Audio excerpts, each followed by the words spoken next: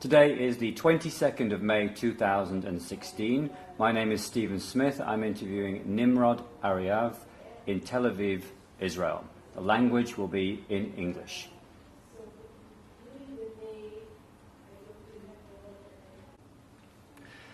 So this is Stephen Smith with Nimrod Ariav in Tel Aviv, Israel on the 22nd of May 2016.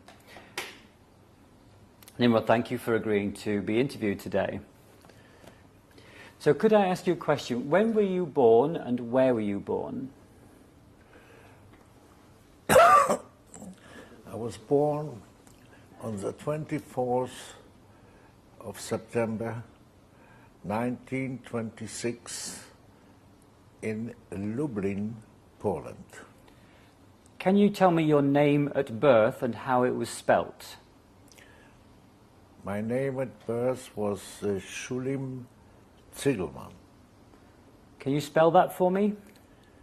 Can I what? Could you spell your name for me? Yes. Cygielman.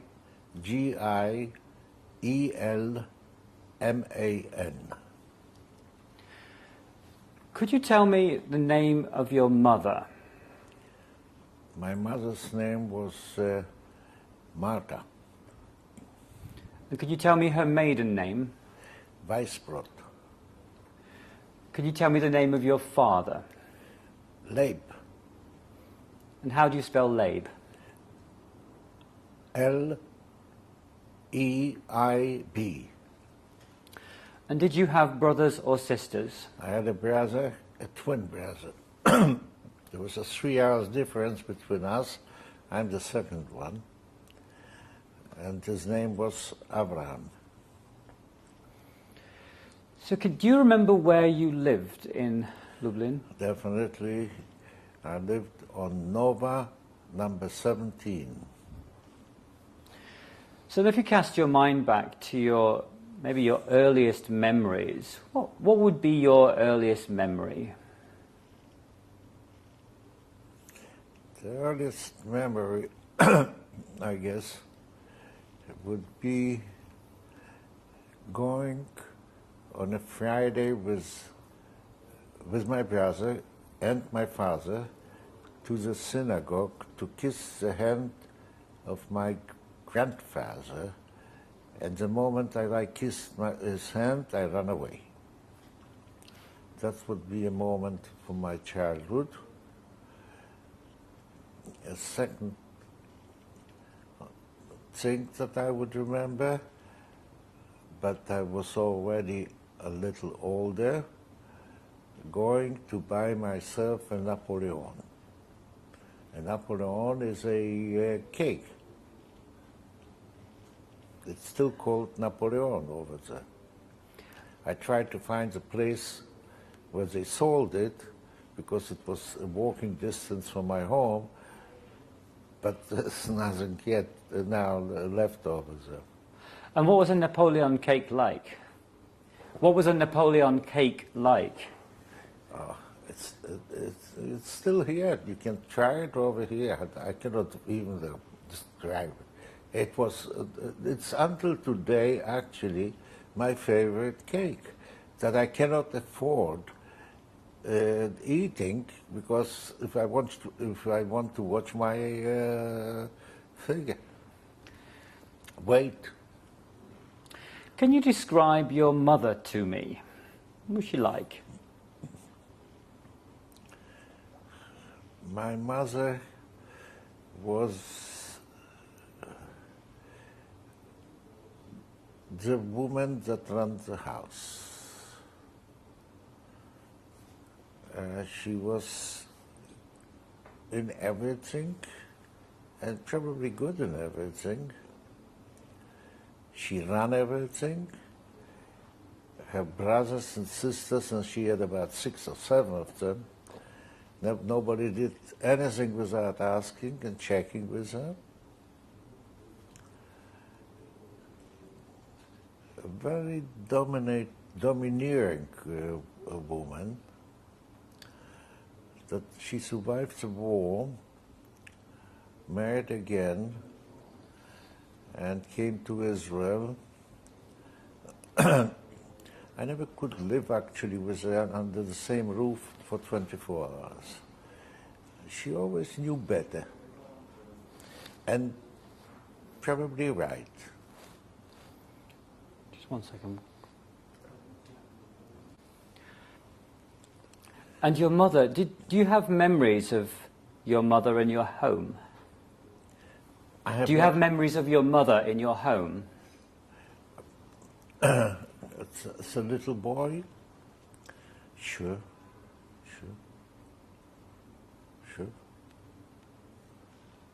And I've got memories of her, definitely. And she's actually from the family, for the close family, the only person that survived. But of course I have memories of her. She was a good person. I remember later on when I have my children, and she was a working woman at that time too. She ran a business. But when the kids were sick, 6 o'clock she was at our home, checking up. What was her work? What was her work? She ran a textile, how do you say, a textile chanut, A shop. store, a textile store.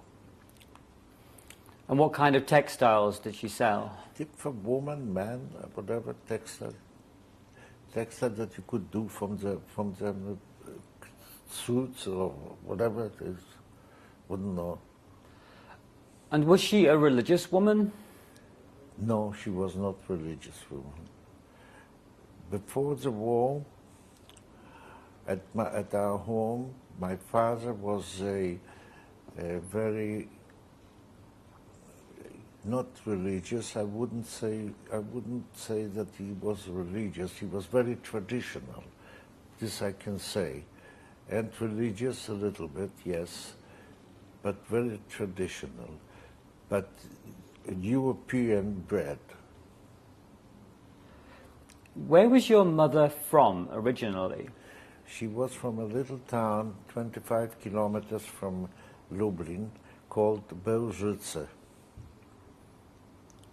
And was her family always from there? And her family came from over there. My grandfather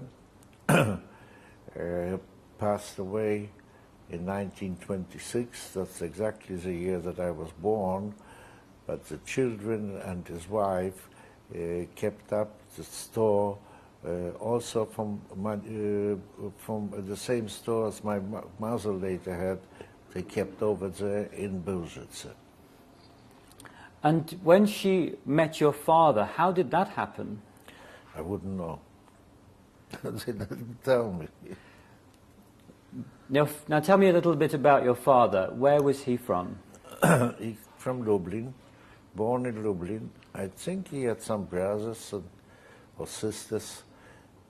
I didn't know much about his family. I knew and remember my grandparent.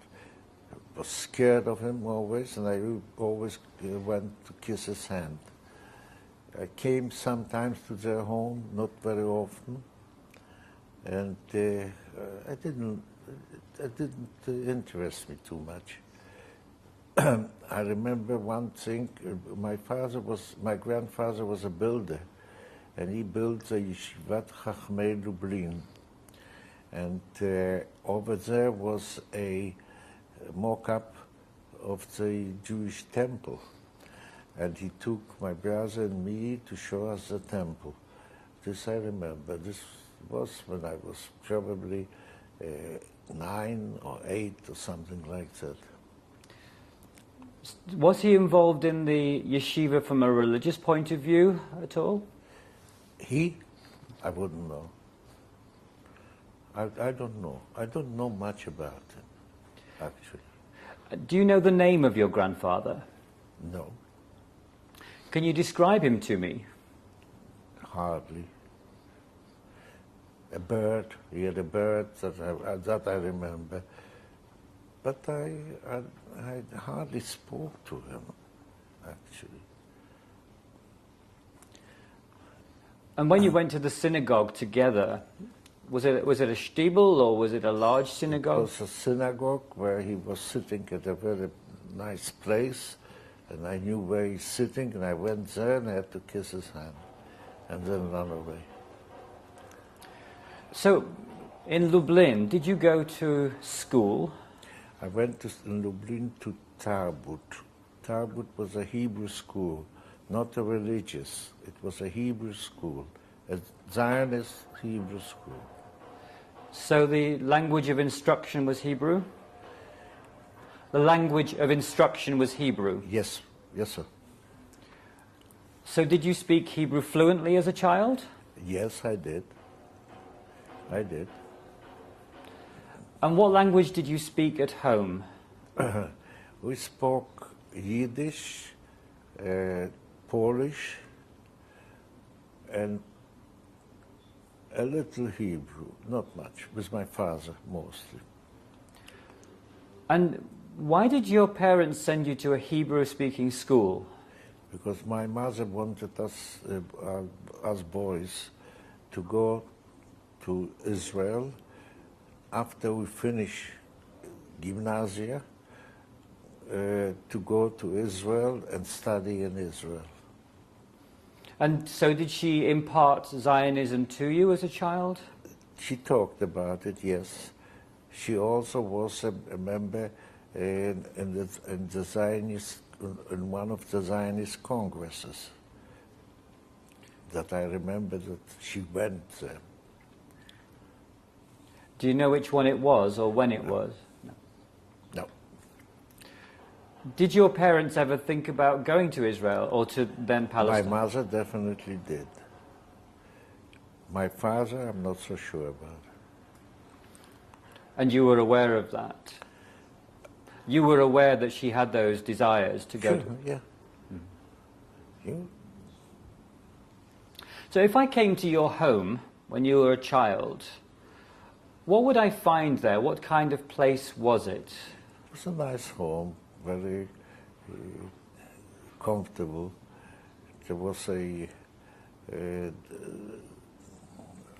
wouldn't know how to call it, governess. She did everything.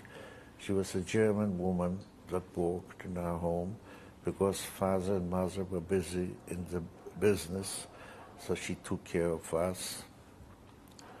And that's all what we lived in that home of ours. We had every one of us had a room. There was 1, 2, 3 rooms and so on, and a dining room. It's comfortable. I remember it being a comfortable house, apartment, not house.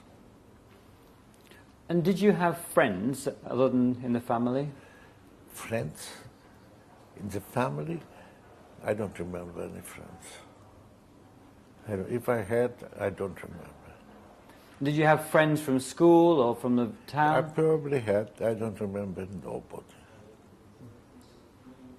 Nobody.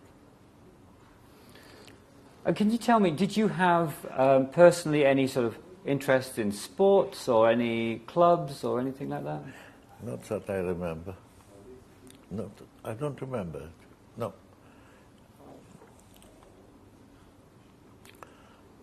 I don't remember anything. Yeah. So I'd like to talk a moment then about when things changed when the Nazis came to Poland. Do you remember the beginning of the Second World War? Yes. What do you remember? I remember the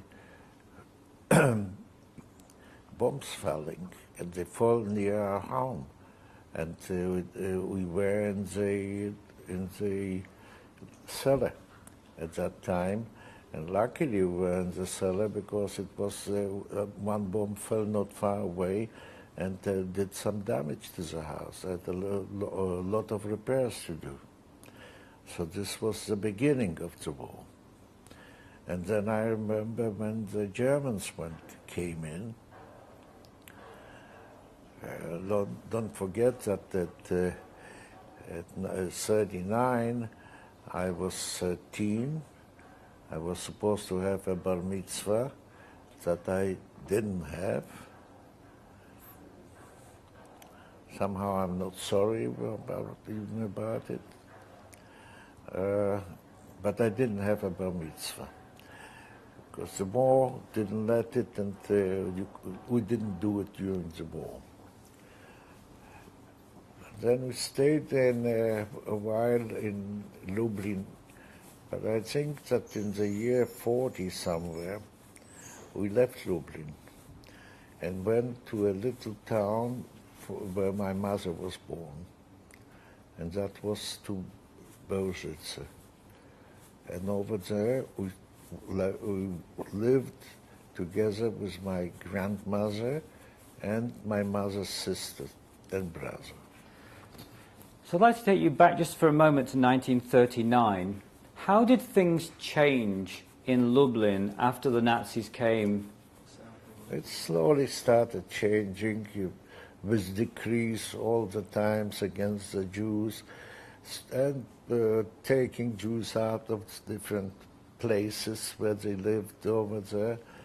And actually, I had one occasion over there that stayed in my mind until today, and I'm close to 90 now, and I still remember it. And it was some kind of a turning point for me too. I was walking on the Lubatowska Street with two of my friends. I probably had friends, I don't remember with whom. Maybe my brother was there too, I don't remember that. And from the opposite direction came a few guys from the Hitlerjugend. And it's probably Volksdeutsche. That means Polish guys that were originally Germans and so on, and they put the swastika on and so on. And we went on the trottoir. So they went on us, get down. A Jew cannot walk on the trottoir where we are walking. And I got beaten up by them. From that moment,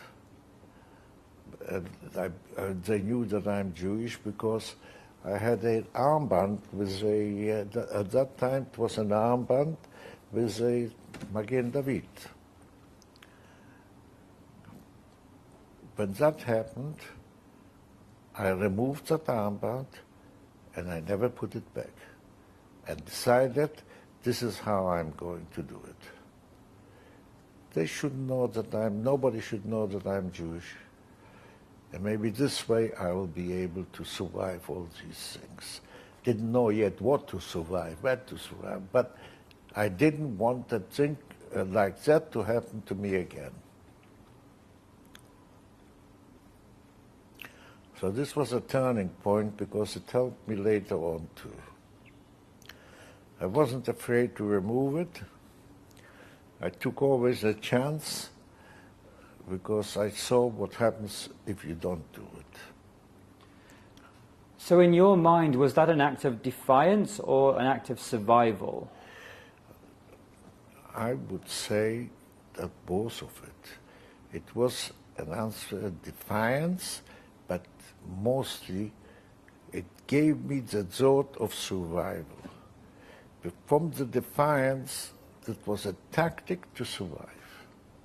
So how did you go on to implement that in future stages? Well, I went through quite a period in Bozitze, through a few of the youth call it actions over there. I came out good in Bozitze. I started working in the electricity plant. There was a little electricity plant that made for that little town the electricity, and I was working over there as a young guy, even climbing on the electrical poles to correct something and so on. And until they made one big. Before that, we had that from time to time a scare that they said that there's going to be a action, and then we left. The city went to another city. At one time when we did it, I had an uncle that had 3 children. A girl a year older than me, another girl my age, and a boy a year younger than me. He went with us to that little town, and unluckily, the action was there, and not in our little town. And during that action, everybody got run in each direction. My family, everybody survived. My uncle survived, but his 3 children were killed. And then when he saw that my brother and me are living, he wanted to kill us. And this I'll never forget, because that uncle survived the war, and after the war, he came to Israel, and when he was ready to die from the hospital, he called me to come to see him and sit near him. And I'm sure that when he looked at me, he saw his children. I'm pretty sure about that. Now, I didn't, I felt uneasy with him. The guy wanted to kill me. I remembered that very well. But then on the other hand, I also remembered his 3 children that were taken away from him in such a way, killed in his, with him looking at it. And he called me a few times, and at one time he passed away. After that, there was an action that my father said that everybody should run in a different direction, and we did. And most of us survived, and my father not. He was taken in to the synagogue, or near the synagogue. Over there they killed him, and the rest of the people they took to a concentration camp, Majdanek. A march. They marched to Majdanek.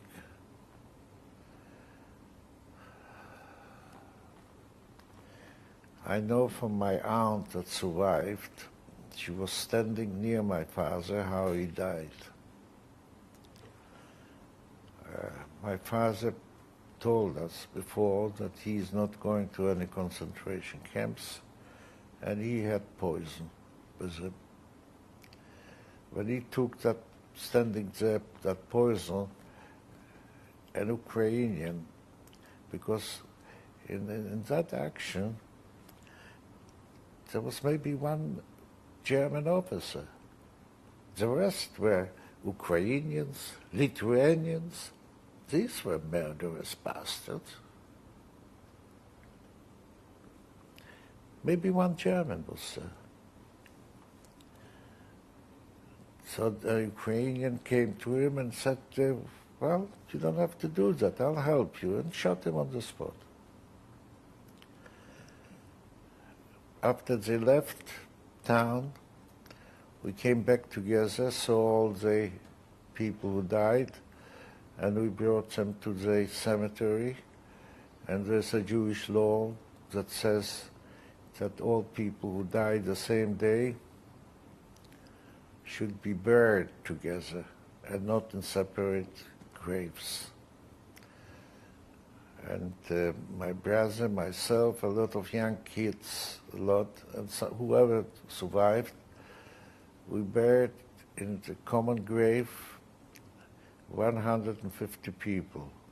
My father is the first on the right, looking down on it, on the right, the first one. This stayed with me. So can I ask you, when you returned and found that your father had been killed, how did you react and how did you feel? Well, that's quite a story, my finding the place, because I couldn't find the place. I started coming to Poland again in 1987, was the first time.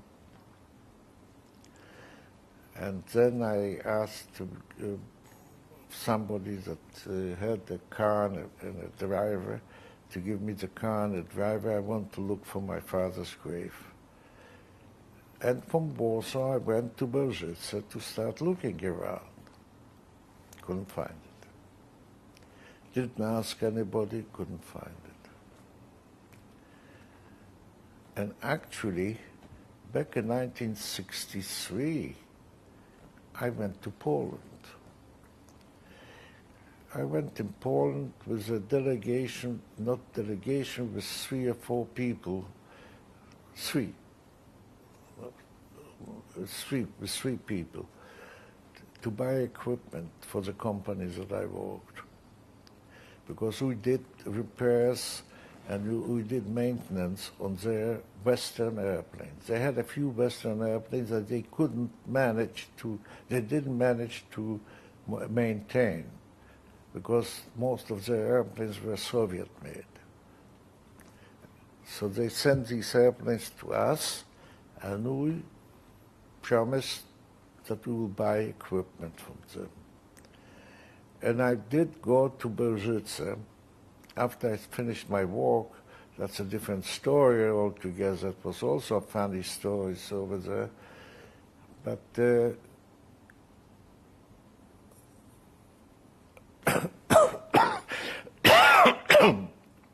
but I went to Berżyce, and luckily I was drunk.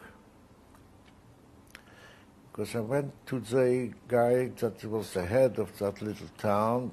This wasn't a town even. And I told him who I am. And I told him who I am by that I say that I am the grandson of Slamianka. And he immediately knew who I am. And I told him I'm looking for the grave of my father. No grave. We need all the ground, and get the hell out of here. That was the reception in '63. And I went, that's why I said I was glad that I had a few drinks before. Because, and somebody hold me a little bit over there. Not that I was tipsy, but I wanted to fight with that guy. So later on, in '87, I came a few times to Warsaw. In '88, I came a few times to Warsaw and looked around. Couldn't find it. Couldn't find it. And didn't want to ask.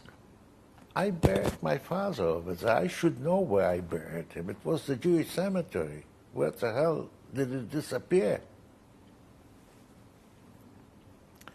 In 1988, my 2 sons were studying in the States. I called them up and I said, we have a meeting in Warsaw, Poland. I'm ready to talk now. We never at home discussed about anything what happened. If somebody knew, I say if, because I never said that I came from that side. So people didn't know. But whoever knew and they wanted me to talk about it, I refused. So they came over from the States. Ariel was at that time in Los Angeles. I think he was at that time at University, in the University of Southern California, USC. And Avi was in Santa Barbara, Brooks Institute of Photography. And we met in Warsaw, took a car with a driver, and we went to first of all to where I've survived, in Warsaw. Then I took them to the concentration camp, a few of them. And then I said, time has come to find the grave of my father. And we came to the same spot, couldn't find it. So they said, why don't you ask? And I was too proud to ask. But they twisted my arm. I said, okay. We went to the town hall. There was already a mayor at that time. I knocked on the door, and again I said, I am the grandson of Slamianka. The guy immediately knew who I am, and I said, I came to see where I put my father here. The guy looks at me and says, come, I'll show you. I almost had a heart attack over there. Went to the car, and of course he drove in the places that I was there. That was one reason, little reason. It was a place that was a picnic ground. Picnic ground for the kids, with trees. And the trees were the age from when that happened until that time. And if that happened in 1942, and I was in 88, that was the age of the trees. And another thing, on Fridays, they sold swine's pigs at that place. So I said, are you sure? See, no grave, no nothing? He says, they took all the stones away from here. Don't look for it. But come to the office, to my office, I'll take all the drawings and we'll have a look. I'll show you.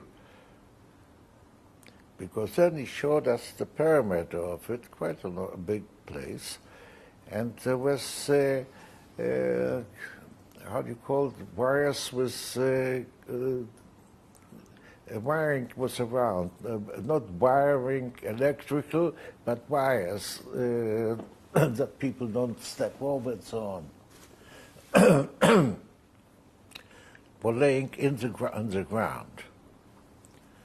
So I have authenticated the place, and then I decided on the spot that I'm going to take care of that. And luckily I had very good friends in Warsaw. We have written a letter to the minister in charge of these things, and I asked for permission to rebuild the Jewish cemetery.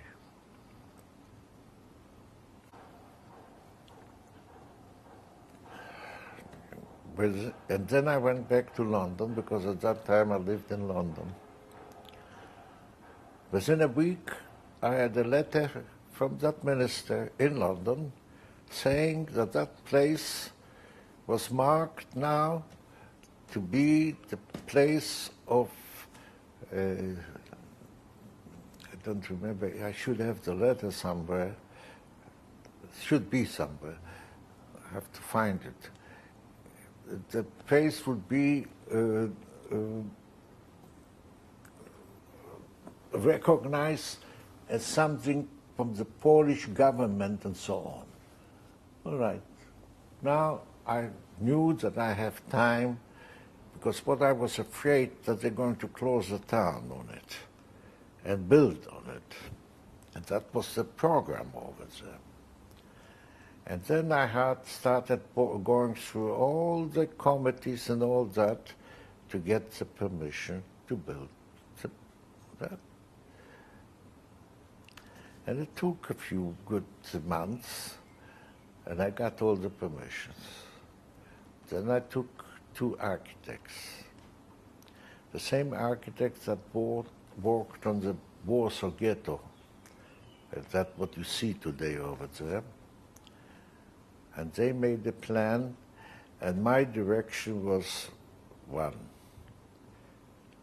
Don't touch the trees. I mean, if you have to take a few trees, that's fine because of that. But don't touch the trees, and don't put me something pompous.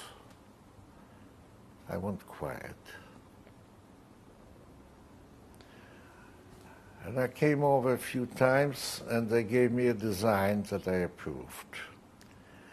And the design was of a wall around it. And in front, a very high wall with a tree built into the wall. You've seen it on the pictures, did you? Inside, a place to sit. That's a few trees had to go. Trees stay. And then on the wall, on the big wall, with letters made out of bronze, in Hebrew and in Polish, the history of the Jews of Bożyce.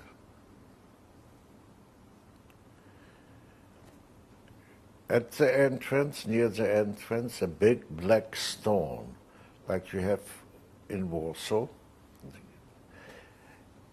With this that I've written over there, to all those who are buried here. I didn't say my father. To all those, on the wall, I put a little tablet saying, here I have buried,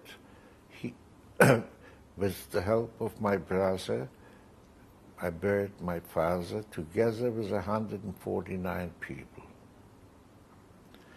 Whoever comes and he thinks that that's where his family is buried, let them make a little tablet, put it on the wall.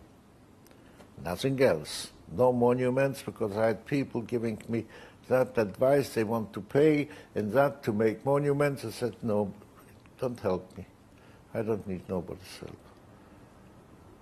You want to do it? You have somebody buried here? Go, put a tablet. But you won't do anything else. Now it's in my hand. Later on, I don't know. It's not my place. It's a place that belongs to the town. But this is what we have decided with the town. I had a fight with it with a Belgian Jews. And he talked to me Yiddish. And I chewed him out.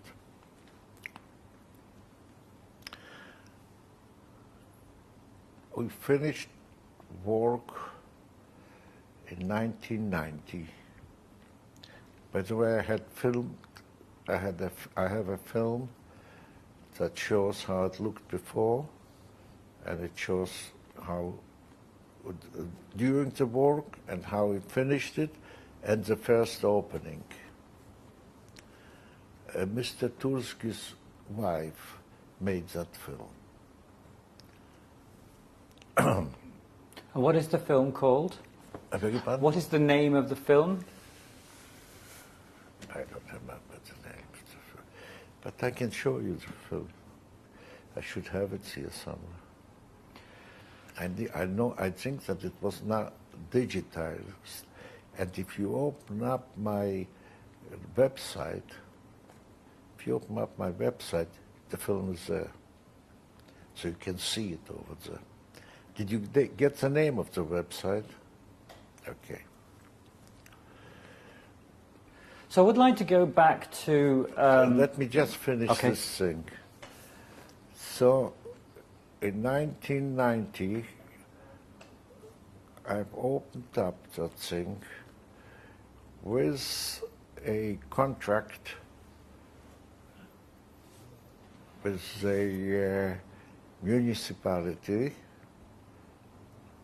that I'm paying for the upkeep of that place. And on the contract was signed Ariel, my son, Avi, my son, myself, and on the other side, the mayor of that little town.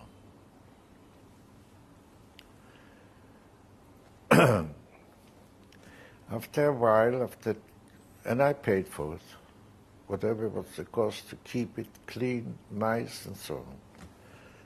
And I checked up on it. I used to go twice a year to check up on it, except once that I came with my family and so on.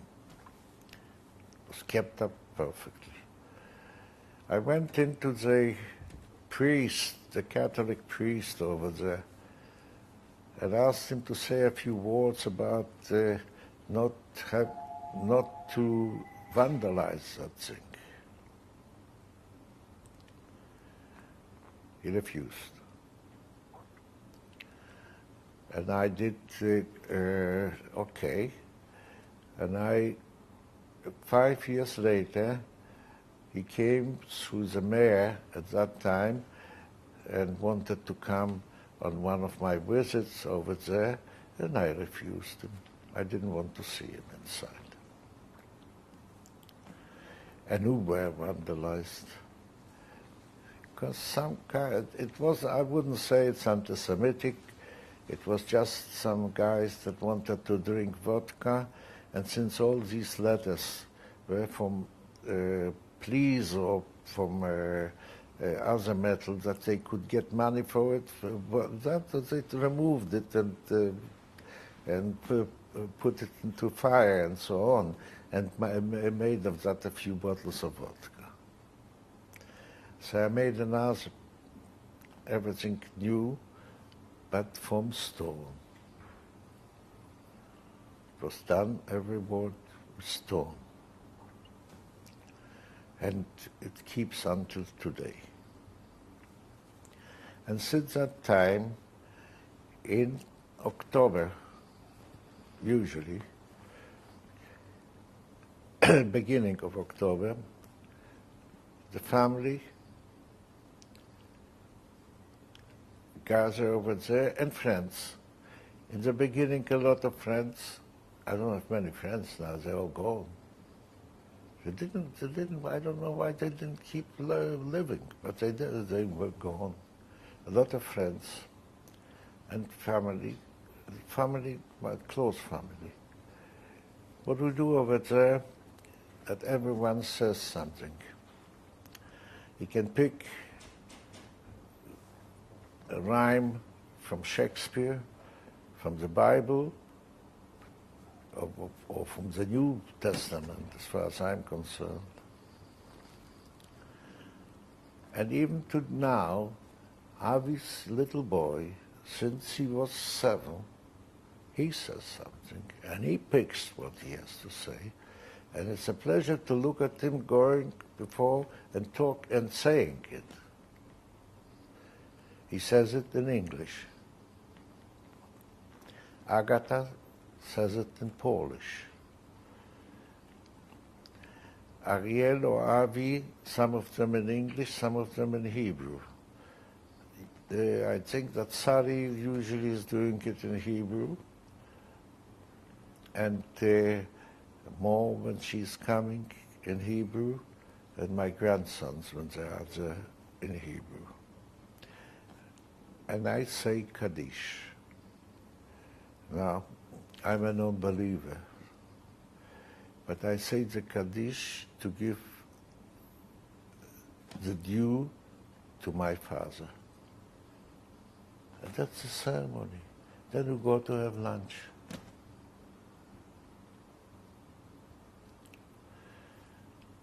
So this is the story, and this also brought to a certain closer to that little town. I did help out over there in the school, 2 places, school and hospital. I helped out. So I'd like to ask you, you talked at length about the memorial to your father, but I would like to take you back to that day of the action. Can you tell me what happened on that day? Precisely, where were you? Who gave what order? Where did you run to? How did you come back? I got woken up in the morning that there's an action. An action means you stop. The Germans are there. One thing only, wasn't Germans. Maybe it was one German and hundreds of Lithuanians and Ukrainians, SS. They had SS units, and these son of a guns were more murderous than the Germans. And I will never forget them that. So when I hear about Ukraine and I hear about Lithuania, I would kick their asses in. How did you know they were Ukrainians and Lithuanians? They speak Ukrainian and they speak Lithuanian, and the people know that. And we didn't know in the beginning, we didn't know Germans coming, okay? Because for us, everybody was German. But the truth is that it was not the German that killed my father. It was a Lithuanian, a Ukrainian. And this is, my aunt was standing near him. So she knew exactly. So how many of the Jews had to go out for this action? What happened exactly? At that time, whoever they caught 150 people, they killed 150 people, children, men, women, whatever. And the rest they put in groups and marching to Majdanek. And when this happened in the morning, it said the German surrounding the town, my father said, everybody in different directions. Whoever survives, survives. And that's what we did. I ran to the part of the electrical plant that I worked over there. I couldn't get to the place, but I ran in that direction. My brother ran in a different direction.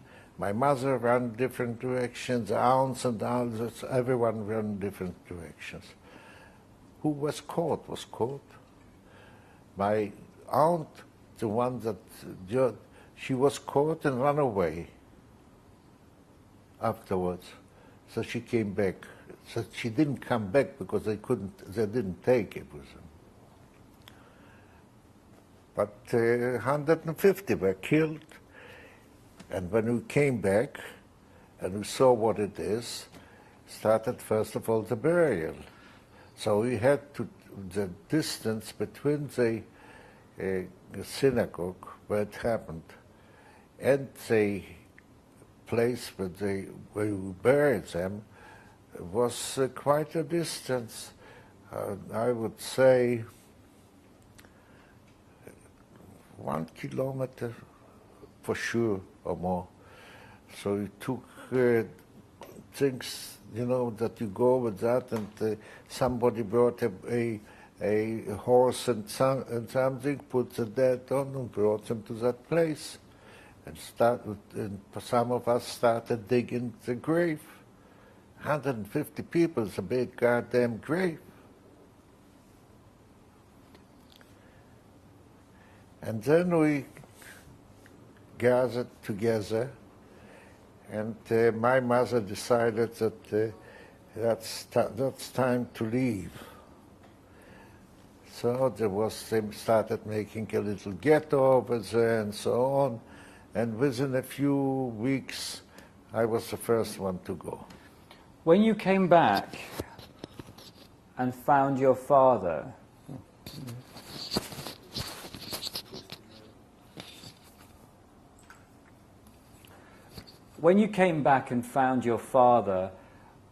how did you feel that day? I don't remember. I was mum. You see so many. You have to deal with it. We had a job to do. I remember that I put him the first.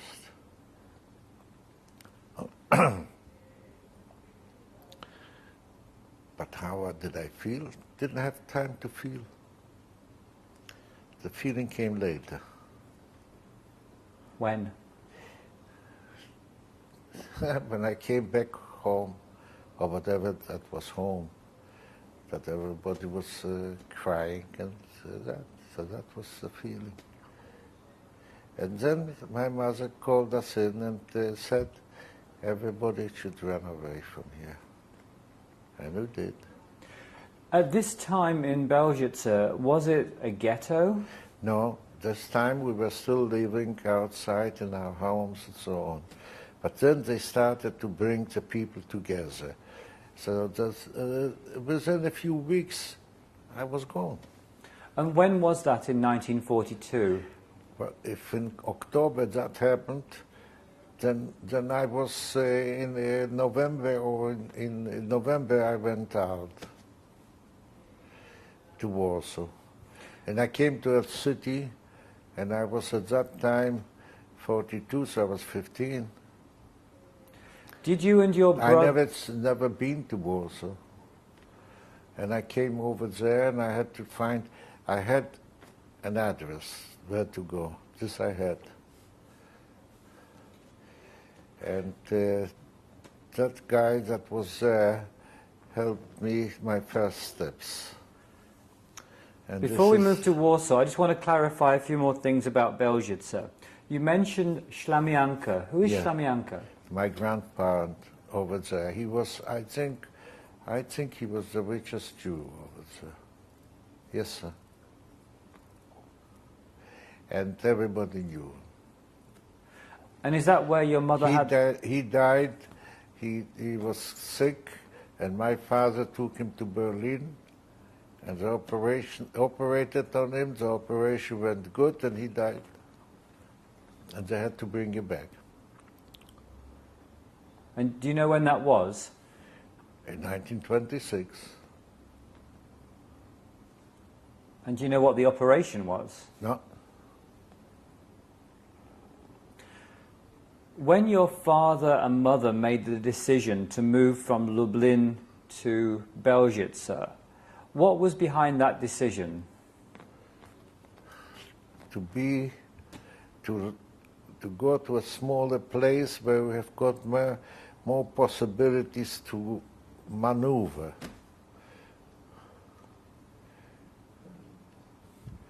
There was more possibilities to maneuver, and there was more family. Earlier on I asked you about your mother, but I didn't ask you about your father. What kind of man was he? Her father? Your father. What kind of man was he? He was a very gentle, kind man. This I can tell you what I was told about him. I never heard him, I don't remember him saying something loud. I know that he has written poetry. This I know. My mother told me afterwards. And he didn't like the job to work as in that place where they had what was it, a chanut, how do you say it? The store. The store. He didn't like that. He didn't like that place. He didn't like to work over there. He was looking for something else, but that's how life dealt him a card. And do you think that he and your mother made decisions together, or do you think your mother was the leader in the decisions? On the, what decisions? To move to Belgice and to think about... They made it together. But I think that my mother was the dominant part of it. That's what I think. I don't know what it was. Can you tell me about your brother? What do you remember about him as a child? We played together, we ran together, we went eating the Napoleon together. That's about it. Were you close? Yeah, I guess so. In the book, there's a picture of me and my brother. Somebody gave me that picture. I didn't have nothing. I don't have nothing. But a piece of paper. So you were in Belgice from, do you remember when until when? If you ask me if we came to Belgice in 1940 or 41, I wouldn't be able to tell you. But I think in the vicinity of it. Either end of 40 or middle of 40 or beginning 41. I left Belgice end of 42. 43 was I was in Warsaw. That was the Jewish uprising was in Warsaw in 43. The Polish uprising was in 44. I go by this. Just hold for a second. I remember. So tell me about the decision for you to go to Warsaw. How was that made? The decision was made by my mother. I didn't have anything to do. I couldn't contribute nothing. I was a boy of 15 that I didn't know about Warsaw. I didn't know what had to be done and so on. She found herself in it. So she made the decision. She got the people to whom to connect over them. She gave me the connection. She gave me money. I told you about the golden pieces of $20 and so on. What were those? That was that they gave me, and I went by. Tell me about the dollars. They made something that they have knitted in or whatever, $20 pieces, and it weighed more than me, I guess. And I took it with me. It helped out, but most of it I gave back after that. But I used some of it, I did. How did you get to Warsaw? Train. I walked to a place where the train stops and I got a ticket and went on the train. Now, my Polish was pretty good. And what I had luck more than anything else, that I didn't have a Jewish dialect. The Jews spoke Polish even with a very nice Polish, but the dialect killed. Opened up their mouths, you knew he's Jewish. And he could have spoken the best Polish that you wanted. And I spoke a Polish like a Polak does. This has helped that I'm still sitting now at the age of 90. When you got on the train, did you have papers already? No, I got the papers over there. The first papers were some false things. Then we made half false, half done. I think I explained it to you. I used to go to a few of the dioceses and looked up at the books of when somebody was born, saw some name, my age, and so on. I asked for the for the birth certificate. You could get the birth certificate. And then we checked who the guy was and where he lived. And when we found one that he died, we took out in the registry that did the Polish underground. And in the beginning, when I was not in the underground, this was falsely done. Everything was falsely done. A walk certificate where I walk and so on and so on. Later on, I became the Armia Krajowa AK helped me in that they put in the registry that they took out the card that the guy died and put in the card in a new card that he lives and lives under this address. So that was controllable. But in the beginning, everything was false. So when you arrived in Warsaw, where did you go to? Okay, sorry, just 1 second.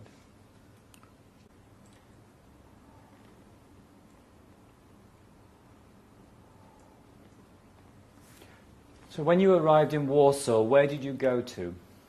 I had an address. That was a guy from Lublin. That address I was given, and he helped me out.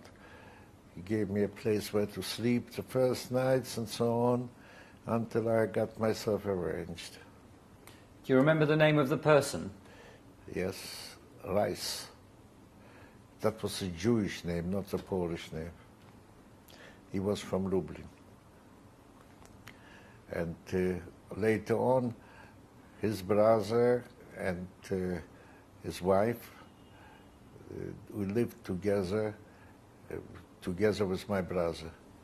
When I went back and brought my brother. And I remembered when I brought my brother, because on the way, when we went on the train, we saw the ghetto burning. So it was the time of when there was the uprising of the ghetto. So I just want to talk about these documents again for one moment. So you got some false documents on arrival, yeah. And then you got them verified. Who helped you to do that? This is when I started being a member of AK. They helped me do it, not as a Jew. They helped me as a Pole. I didn't tell them that I needed documents because I ran away from the Germans. And there was a lot of Polish, listen, a lot of Poles were killed during that war. And what address did you eventually go to? Where did you live? Where did you live in Warsaw? I lived in Warsaw. This is also a funny story. I lived on one part was in Siena. That's when my brother got caught over there. And then I lived in a place, you know, all Warsaw was, they went from a house to house and blew it up. I mean, very sorely, the Germans, they did it very sorely. And of course, the Russians were on the other side. I lived in a part of Warsaw that wasn't touched. But I cannot find where I lived. I don't remember the street. I don't remember the street name. You know, in Warsaw, I come every year to Warsaw, a few times a year. 10 times, with taxis, with whatever, with walking. Time that I could walk still, around to try and find, couldn't find where I was living. That's number one, that I have a hole in my head. The number two thing, when I was the first time injured. I fought in the old city. The old city was the fiercest battles over there. What I remember, that we fought on the first floor, the Germans were on the second floor, and then above in the few floors we fought in a place. And suddenly I got hit. I got hit, and two guys took me on a stretcher. And as they took me outside on a stretcher, the Stuka came in. And the Stuka You know what the Stuka is? What was Stuka? They bombed everything. And so they let me down and ran away and left me there. I don't blame them. But what I see that a brick is falling straight on me, and I cannot move. Now, if that brick would hit me in the head, I would have been gone, because it was from quite high. But somehow it brushed near me. I'll never forget. But what I did forget, I walked in the old city umpteen times, and I cannot find the place where this happened. And I remember vividly, okay, two cases. I cannot find my place where I lived. A lady was over there, she went at me. She knew that I'm from Lublin, that my parents went, and so on. And I was alone. She didn't know that I'm Jewish. I couldn't find the place, and I couldn't find the place that I went with people who fought over there too. Couldn't find it. So tell me about the decision about your brother to bring him to Warsaw. When did you reach that decision? I didn't reach that decision. I was told by my mother. How did she tell you? That I should come back to pick him up. But how did you receive that information? You know, you ask a good question how I was communicating, because there was no phone. So I don't remember how I was communicating, but I was in touch. I don't remember how I was communicating. It will be a story if I tell you, because I don't remember that. But I came to pick her up and brought her to Warsaw too, her and my aunt. And she lived at the family in Warsaw, but she didn't go out on Piusa Street. I know exactly, because I used to come to visit them too. But she never knew where I lived. And why didn't she know where you lived? Why didn't you tell her where you lived? Because it was not done. Her, I installed over there, so I knew. Otherwise, I should have not known, because that's a way to get you information. When you went back to fetch your brother and your mother, was they at the same time? Not together, no. My brother alone. And then I went to bring my mother. So you said that you fetched your brother in around the time of the Warsaw Ghetto uprising. Yes. Were you aware of the uprising at that time? Yes. How?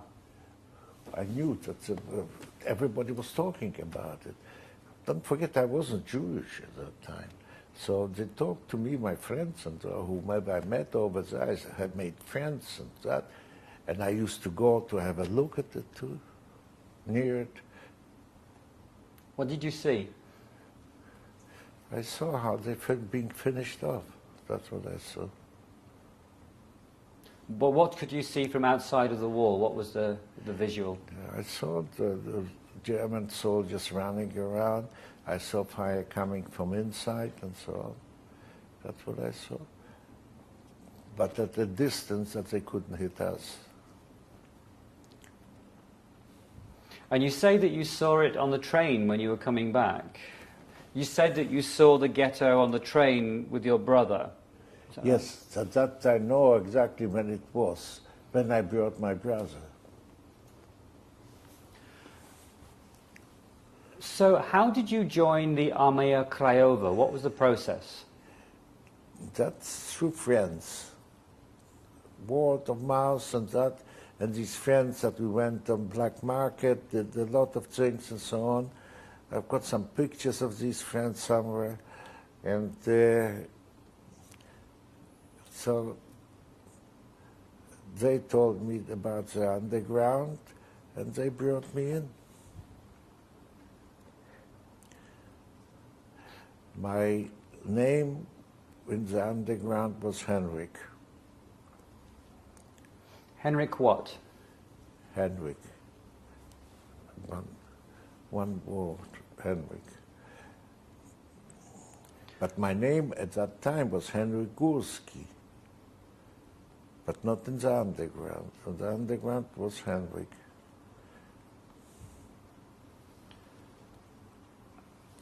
When you joined the underground, did you do any training? Yes, they did. They gave me some training, and they gave me also training in managing things and so on. It was like it wasn't an officer's, but half officer and half that training. But it was every day a few hours, or every time when you could to go a few hours and so on. And whereabouts did you go for that? We went to outside the town, and also we went to places like a big, how do you call it, big storage places, or at home, if you had lessons on little things at home to some people. And did you get training on how to use arms? Yes, I did get training to how to use your arms too at that time. But that was outside town. And where did you practice? Where did you practice with the arms? Where did you practice with the arms? We got it on the spot, and they took it away from the spot.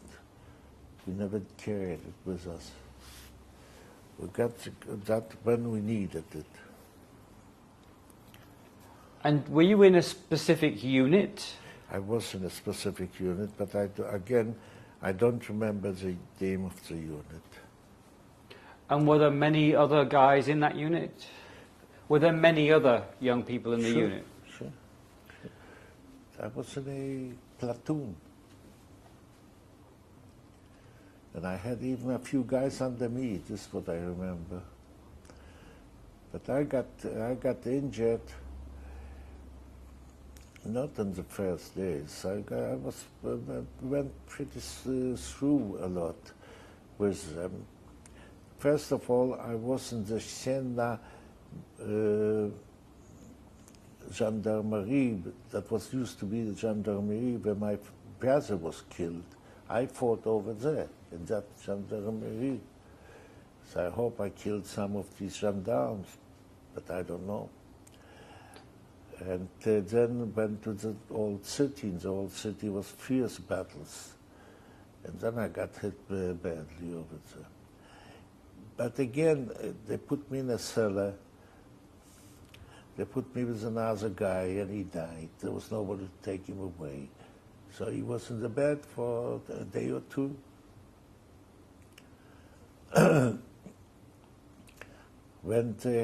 From the unit that I was when they had instructions to leave, they decided to take me with them. And if they wouldn't decide that, I would have fallen into the hands of the Germans and got killed over there. But there was an order not to take any guy that became injured.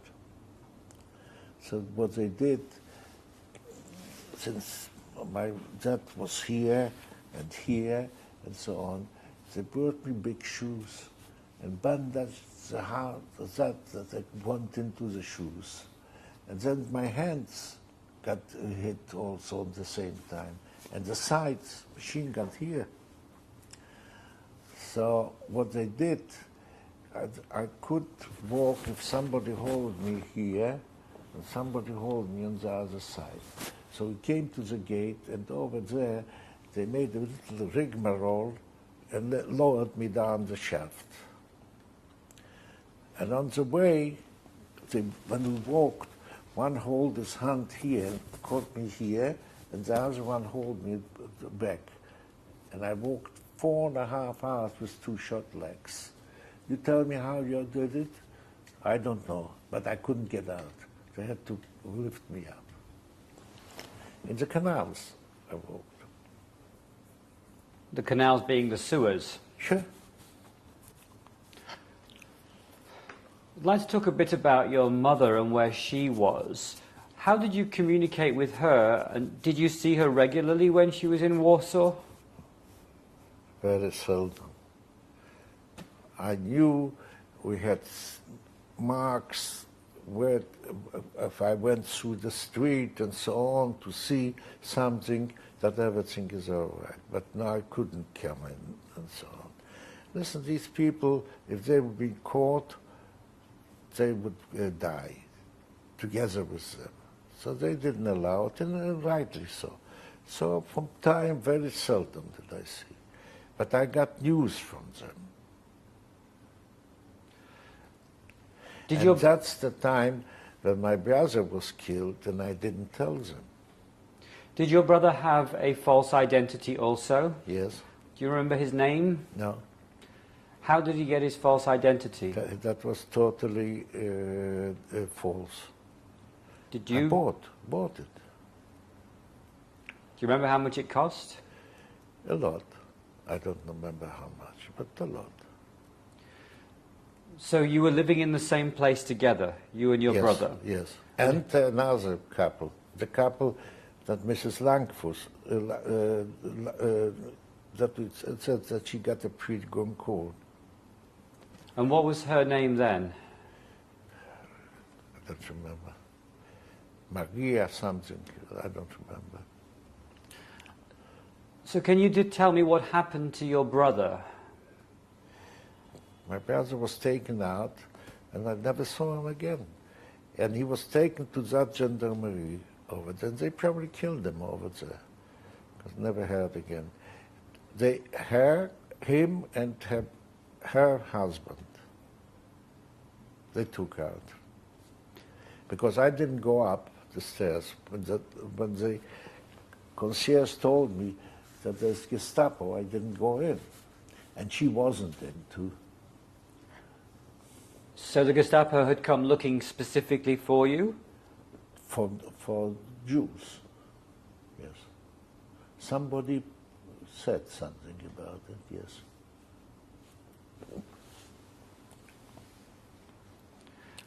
And since that time, I lived alone. How did you find out what happened to your brother? I didn't find out, couldn't find out. I just didn't see him anymore. But I know he was taken over there. This is what I know. And that was a gendarmerie near where you were living? Not too far. And do you know when that was? That was somewhere in 43.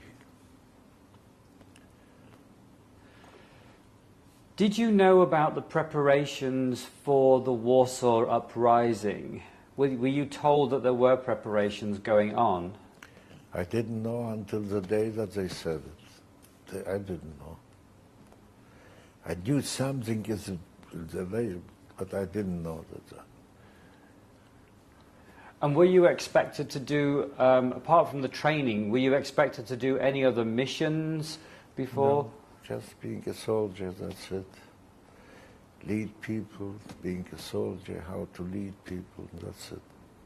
And use a Sten gun, or use a machine gun, or use a pistol, and so on.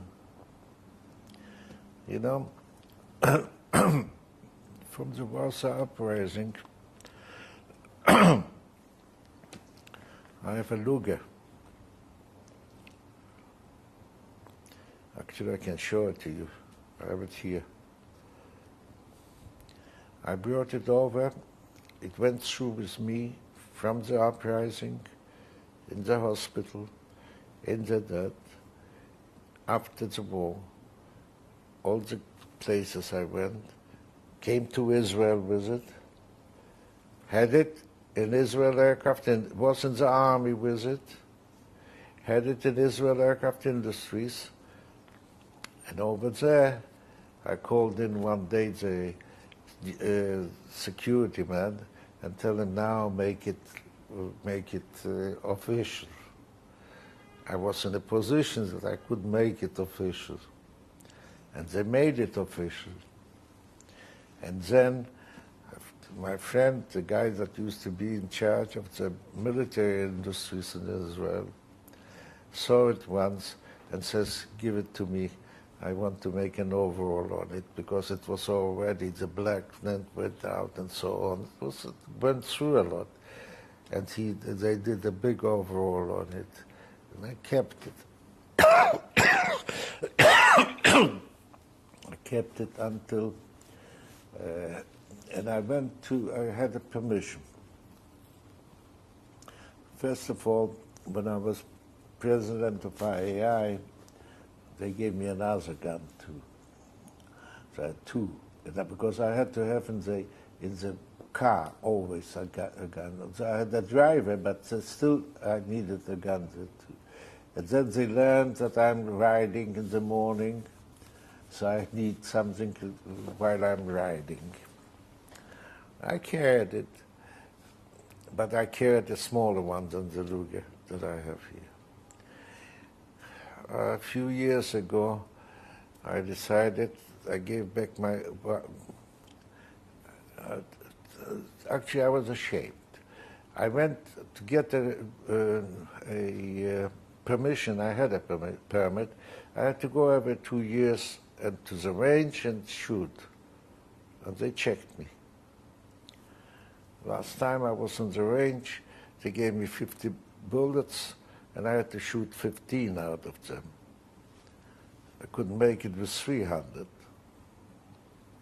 bullets. So I said, that's enough. And I gave them the Luger to close it down. And they closed it down, gave me back. So I have it. When you were in the Armia Krajova, was there any time when you feared that it would be discovered you were Jewish? Did they know? No. No, not in the Armia Krajova, nobody knew. I was discovered when they tried to discover me. I think that there were Polish guys. When I was with Mrs. Langfoots on the street, and we met on the street, and there were two guys looking at us, and we knew that something is going, and we started walking. I said, you go to the right, I go to the left, started running. A guy comes and grabs me here. I said, yes, and I took my hand out and jumped on a tram. And I was good at jumping trams. I learned it. And she ran away too. That was one case. The other case, I don't know, it's bizarre. I was in a party with friends of mine, and I had a girl on my lap. I know, drinking, having a good time. And suddenly she says, Henrik, you know, if I wouldn't know you, and I wouldn't know your friends, I would think that you're Jewish. I got a shock. And the shock was because I forgot that I'm Jewish already. And somebody reminded me about it. So I looked at her and asked her, hey, why do you say that? What is it? What did you find? She looks at me, she says, something in your eyes. Until I die, I will not forget that. I think today, or a while ago, I started thinking about it again, and I think that she was Jewish.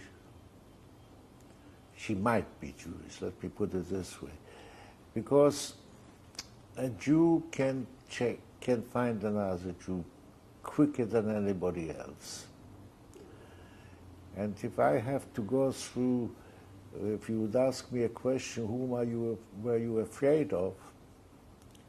So I would tell you the first thing, Jews, because there were quite an amount of them that were working for the Gestapo.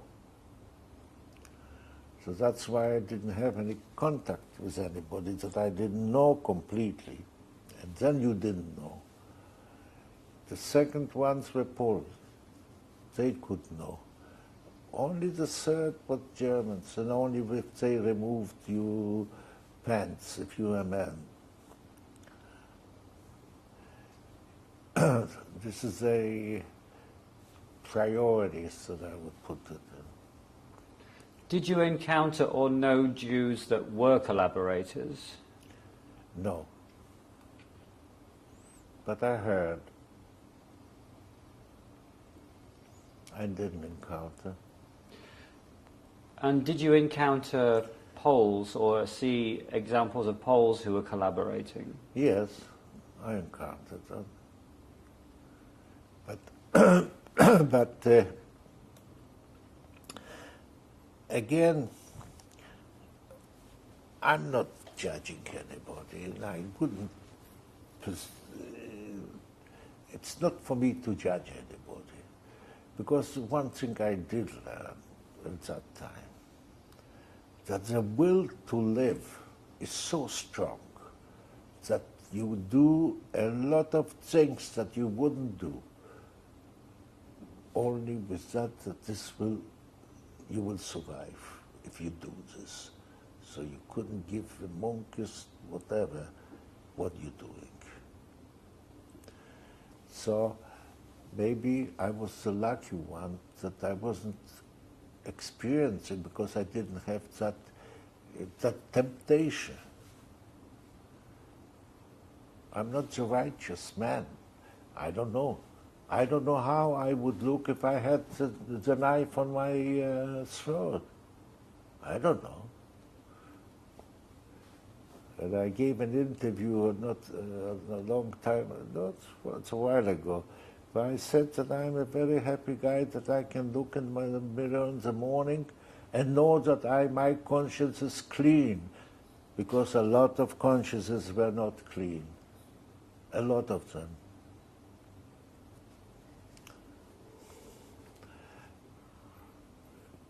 But that, I wouldn't be the judge. No, sir.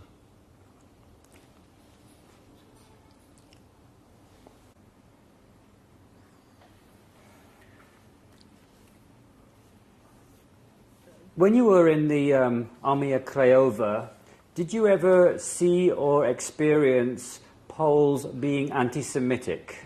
No. At the time you were of Polish identity, did they ever talk to you about what was happening to the Jews? It might, but I don't remember any talk like that. If it would be something significant, I would remember, because you see that I remember things that went into my head straight. If it wasn't significant, I wouldn't remember even that.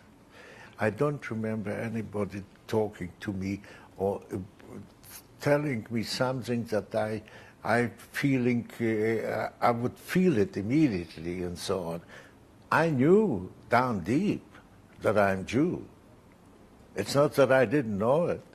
I forgot about it, but I knew. One often hears of the comment that the Poles were worse than the Germans. How do you describe that comment, and did you experience that? I wouldn't exaggerate. That's exaggerated. There were a lot of Poles who helped killing the Jews, of course. Like there were much more Ukrainians who helped killing the Jews in Ukraine. And Lithuanians and Latvians and Estonians over there. All of them were killers. So there were Poles too. Pencil Beach region, where that and so on. And depends how rich the Jews were over there. That was a reason to get killed. If you were rich, you got killed. They can grab the money from you. As a member of the Armia Krajowa, did you see yourself as being a Jew resisting the Nazis, a Pole resisting the Nazis, or just a Polish citizen doing their duty? I didn't see a Jew in the Armia Krajowa that I knew that he's Jewish. I didn't see. I saw Poles before me. I'm pretty sure that there were many Jews like me within the Armia Krajowa. Yes, yes, sir. But I didn't hear anybody saying anything about the Jews. And they didn't say it because they knew that I'm Jewish. They didn't know that I'm Jewish. Sometimes they could express themselves about what is my friends, about Jews, in not very complimentary ways. But it's a normal, I took it as a normal thing. I wasn't excited about it. And did you see yourself in the resistance as doing something to save the Jews, or was it just an act of a Polish citizen doing the right thing by Poland? No, I've seen it as a Polish citizen doing the right thing about Poland, not about the Jews. There probably were Poles that who helped the Jews out in a certain way and so on. But I wasn't one of them, and I wasn't one of them that knew about it. So can you talk to me about what your daily routine was like during the Warsaw uprising? It was fighting all the time. Everywhere we went in the beginning, we had a lot of victories over there, but then they brought in the SS, they brought in the Panzers, and they brought in the Goliaths. Do you know what a Goliath is? The Goliath is a small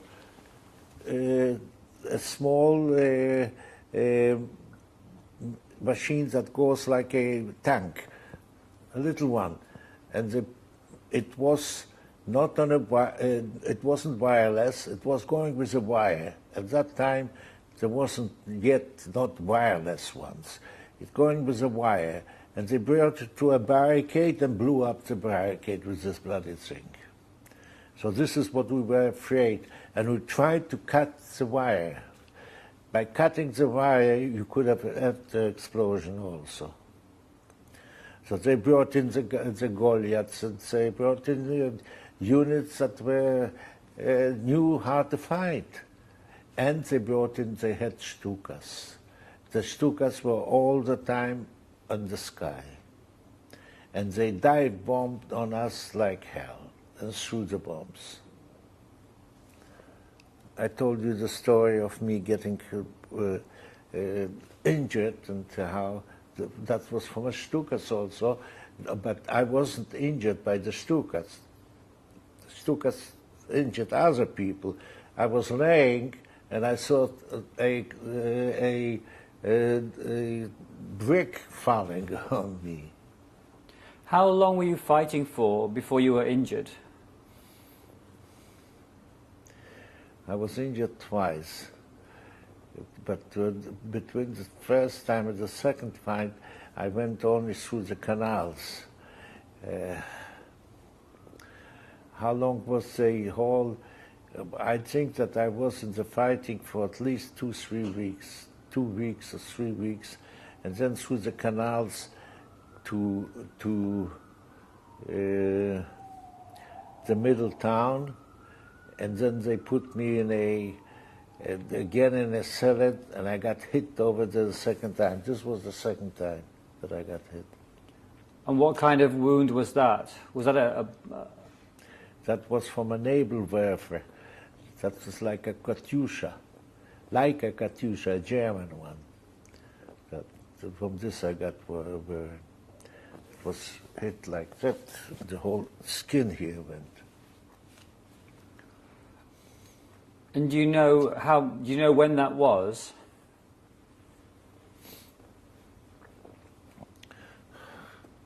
Listen, I didn't keep a diary, so I don't know. I know that it was there, and I have got to show you that this is what it was. The date and the hour, no sir. When you were injured, where did they take you to? To a cellar. I told you, the first cell I was laying with a guy that 2 days were dead, and there was nobody to take him away. So I learned that too. Then they took him away. And the other place that I was much more than a cellar, but not much more. It was more than a cellar, but not much more. Was there anybody there to take care of your wounds? Yes, in the other place, yes. In the first place, there wasn't. It used to come in, somebody was running all the time. In the second place, yes, there were people who took care of me, yes. And over there also, when the AK gave in, and Komorowski made the truce with the Germans, the guys from the hospital had to go through a quarantine. And that's the time when I had to call in somebody. Quarantine means that you have to wash you.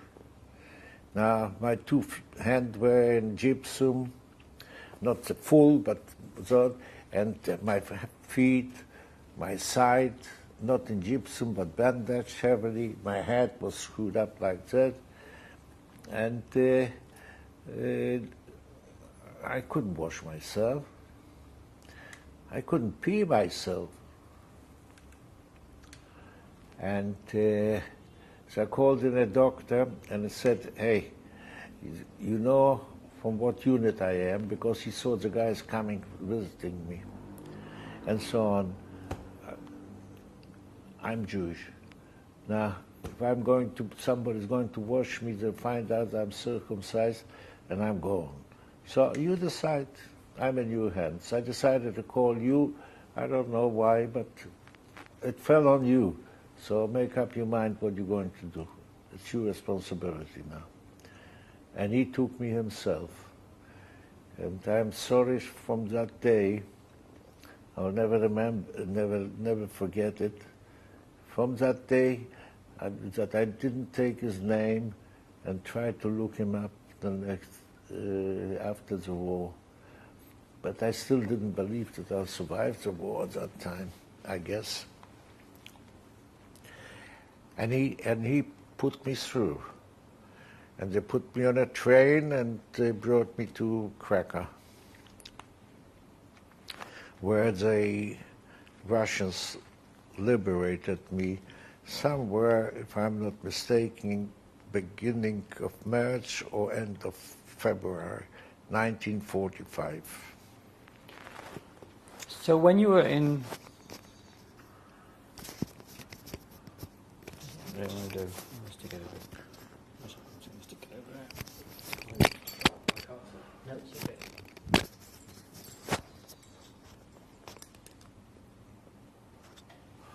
So when you were in Krakow, where did they put you? In a school. They made the school, they made out of the school, they made a hospital. There were doctors and that, and they put us in the classrooms, put in 2, 3, 4 beds, depending on the size of the classroom. And was there nursing staff there? Were there nurses to look after you? There were nurses, there were doctors, yes, yes. So it was like a makeshift hospital? It's a makeshift hospital, correct. Do you know how many other soldiers were there? All of them were soldiers over there. We came from the same place, and then they added the same train. So if we went as civilians, it was civilians, but we mostly were soldiers. And do you remember where the hospital was or what it was called? No.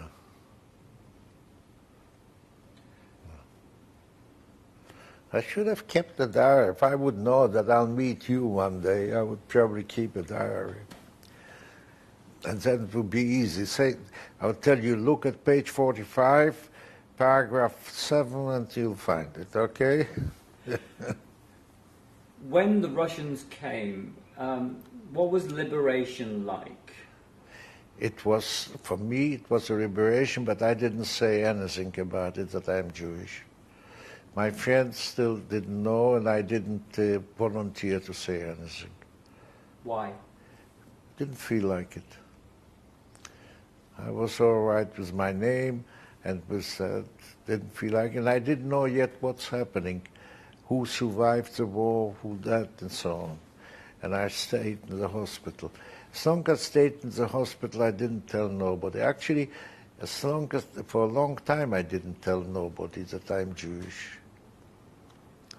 Except the environment of my mother, when I was there, and if I was there, that they knew that I'm Jewish, of course. But I didn't volunteer nobody that thing. And what was your name at this point? Jerzy Eugeniusz Godlewski. And why did the name change from Henryk Górski? Because at that time my brother was called, and he knew my name and so on. So I had to change it. And how did you change it? This time I had the help of the AK already. I went to a church, took out looked in the book, took out somebody that is, it was, my father was NN, not known father. But my age,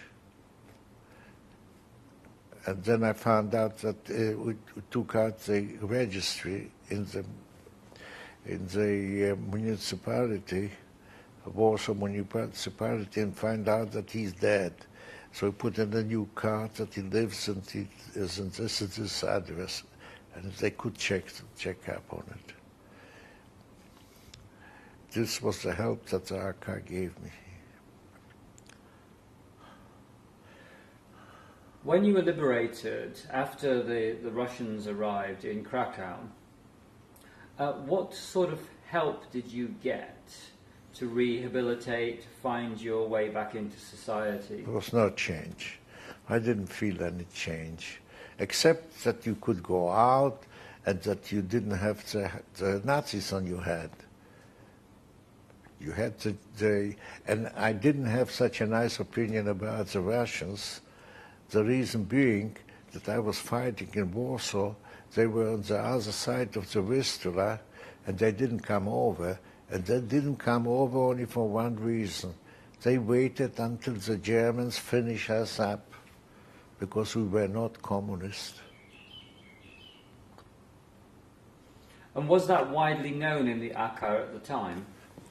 Did the people who were fighting in the Warsaw Uprising know that the Russians had made that decision to stay? Sure, everybody knew. And what was the opinion at the time? If somebody's cursing, he was cursing them. Somebody was talking about them in a bad way. I was one of them that we talk about. The son of a guns and so on, staying on the other side, could cross easy or could then help us out, and they didn't. It was a political decision that Stalin probably made with the Polish government at that time that was communist.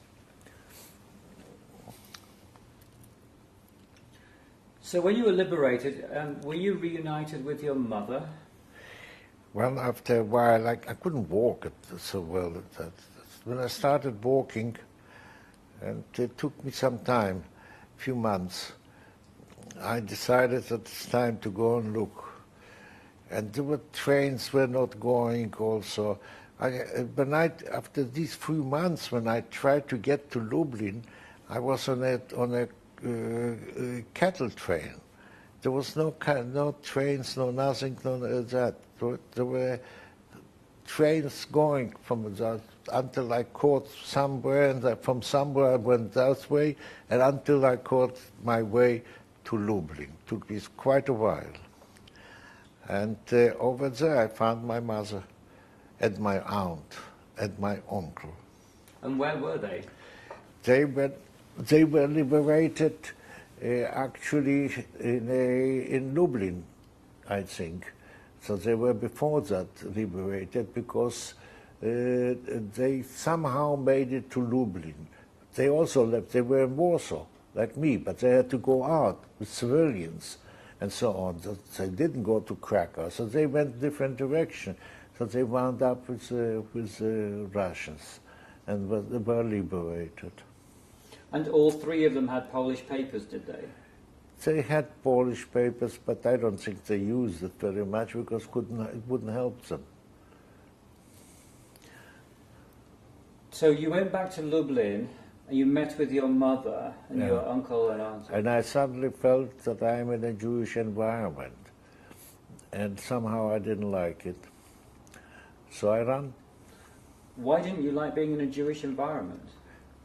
Because I forgot that I am a Jew. I mean, it reminded me all right, but I didn't like it. Don't ask me why, I don't know why.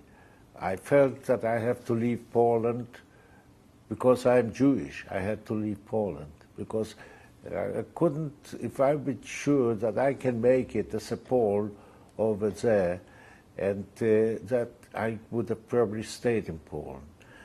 I was sure that I could make it as a Pole, but something didn't let me do it. I don't know. I don't know. I was inclined to do it. So that was the reason. And I left, and then I came back a few times and so on. It was my mother.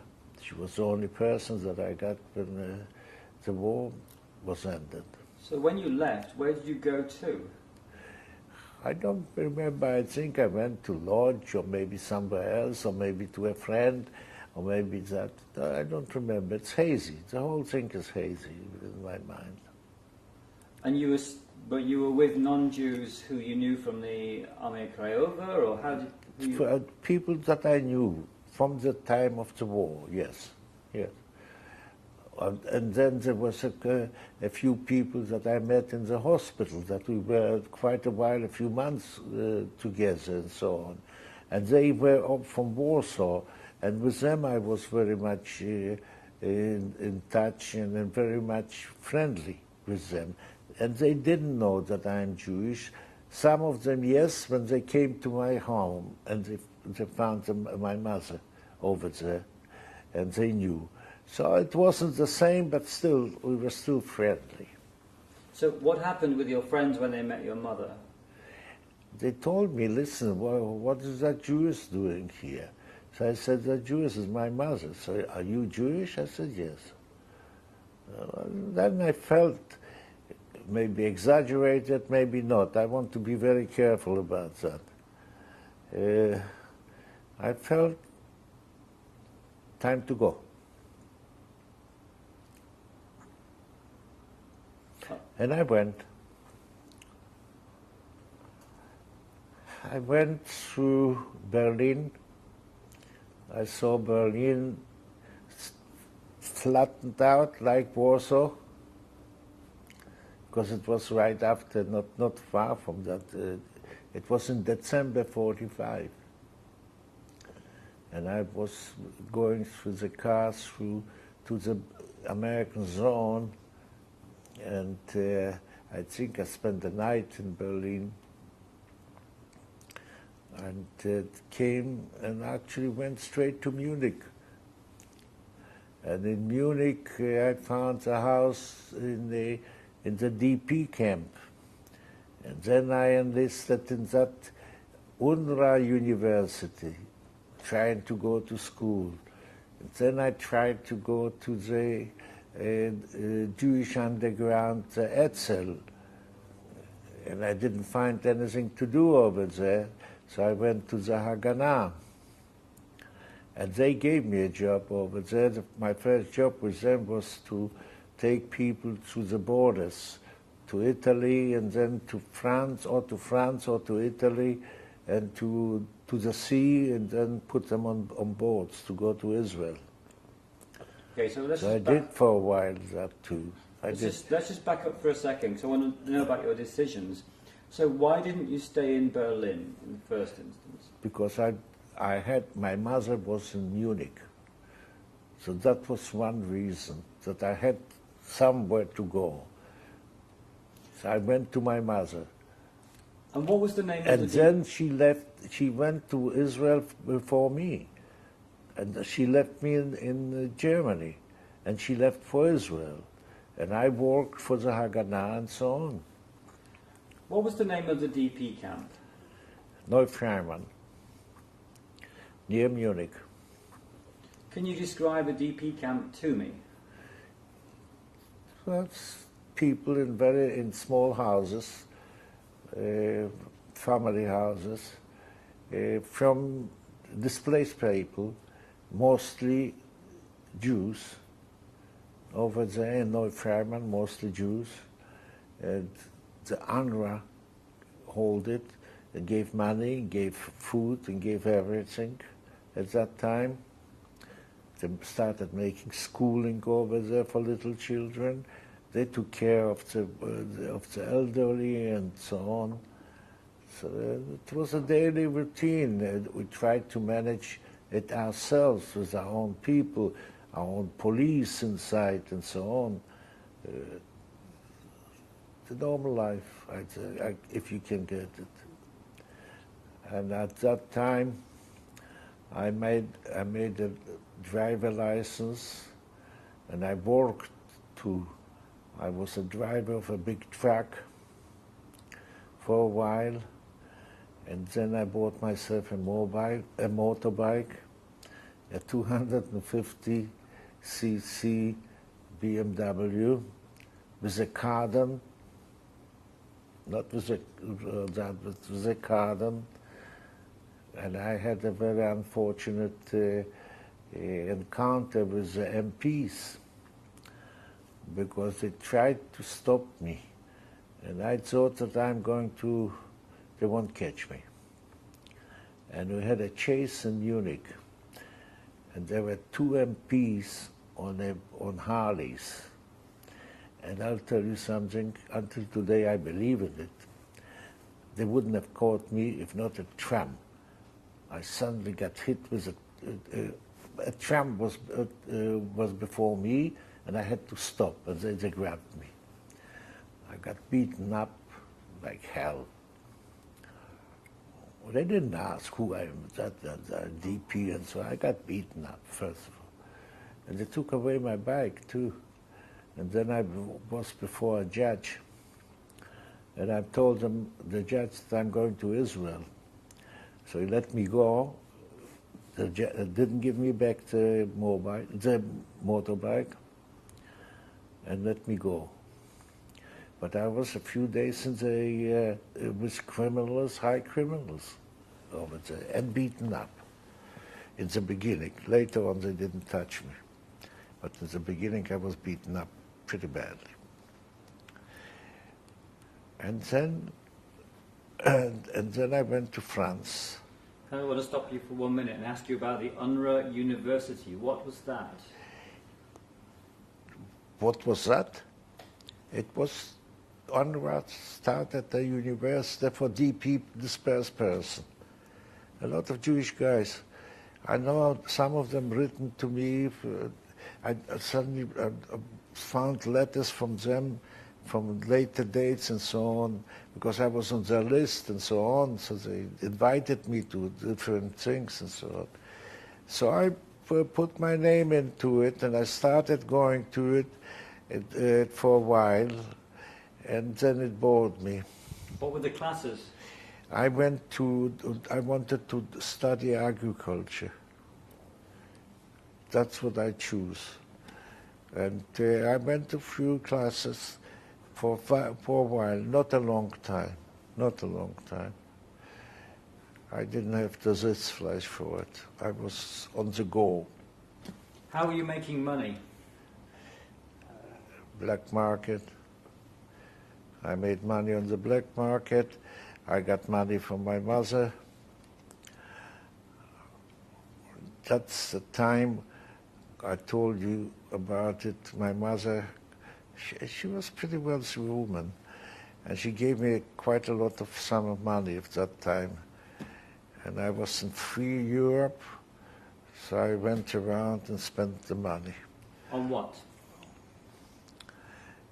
You name it, and I did it. You name it. On what? On going to nightclubs, on drinking, on screwing around, and that's what I did. Yes, I had a good time. You're grateful to your mother for that? I beg your pardon? Were you grateful to your mother for that? I think I said thank you. But I settled down quickly. You mentioned the black market. Did you trade in certain things on the black market? I didn't play. In the black market, you don't play, you work. What was different things that you get here and you go sell here and you buy here and you sell here. In every DP camp there was black market. So you tried to make a buck over there. Except getting from my mother, I didn't have where to make a buck. And I worked as a driver on a truck for a while. So I made some money, but that wasn't... Just give me 1 second.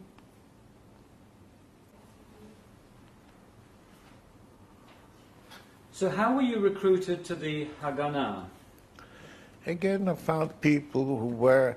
First of all, I started with the Etzel. They told me about the Etzel, that's an extreme group and so on. I said, okay, let's see what they're doing. And I came in and I asked for something to do. And they didn't give me so much to do. I said, go to hell, and I went to the Hagana. And these guys did give me a job what to do, and I was happy with them. And as I told you, I remember telling you that when I came to Israel, actually in the months of September or I don't remember exactly when I came. Before September is what month is before September? August. August, maybe somewhere around. But I'm officially enlisted in the Israeli army from the first 48. Why? Because the Hagana gave me the time that I spent as commander of that unit in San Shama, and I was there already in 47, in the end of 47, till 48, till that time, they gave me this back pay that I was in the army, already enlisted in the army. So I was a civilian walking over there. So when you were in the Hagana in Munich, you talked about taking people over the border. Yeah. Who, what, why, where, when? There was a lot of people coming from all over. From the camps they came, from Russia they came, from Poland they came. They came from all the sides. So they got them. Everybody had his job. My job was to take them with trains down to a certain station, or I waited for the train at a certain station and together with guides we went through the mountains. So that was one thing. Or brought them to that place, depending what they had to do and so on. And this kept me busy for a while. And then the Hagana decided that I should go to France, to Saint-Chamond. It's right near Marseille. If you are if you're flying into Marseille or the Marseille airport, it's not far from today's. It's not far from the Marseille airport. The place is called Saint-Chamond. And set up the camp over there. And suddenly the Israelis left me as the commander, because I spoke Hebrew. Everybody thought that I'm an Israeli, because if I would be a DP like them, they would not listen to me. So when but they had a lot of respect for Israelis. So I became an Israeli. When you were taking them over the border, was it part of a chain to get them to Israel? Yeah. And what part of the chain were you? You were from the DP camp to where? Pion. A pion. One of the guys that did the job. And when you were in San Shema... It was called Abricha. Habricha, the runners.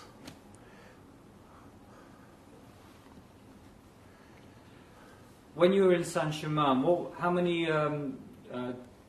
DPs did you have there?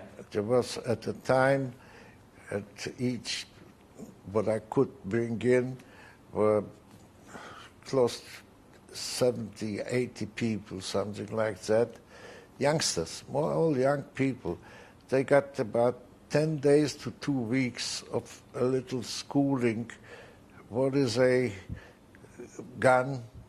What is the basics to that, and to the ship, and go to Israel. And they went straight to the army. And that was a bloody shame for the Israelis, I would say, that they put them straight to the fights and they got killed like that. It's a bloody shame, that history.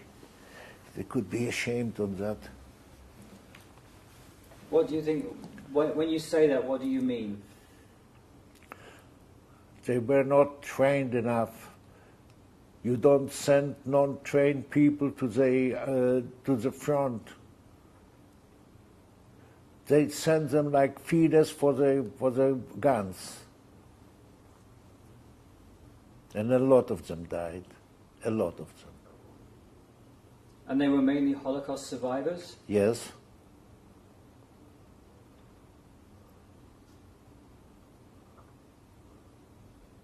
At what point? This is one thing that they don't talk so much about here. It's like the Holocaust survivors don't talk so much about Jews working for the Gestapo, for example. There were some of them, and they did work for the Gestapo, but you don't hear much discussion about it. And no, not many books are written about it. But there were. That's when you asked me, I told you, I was afraid of number one, Jews, then Polacks, then the Germans.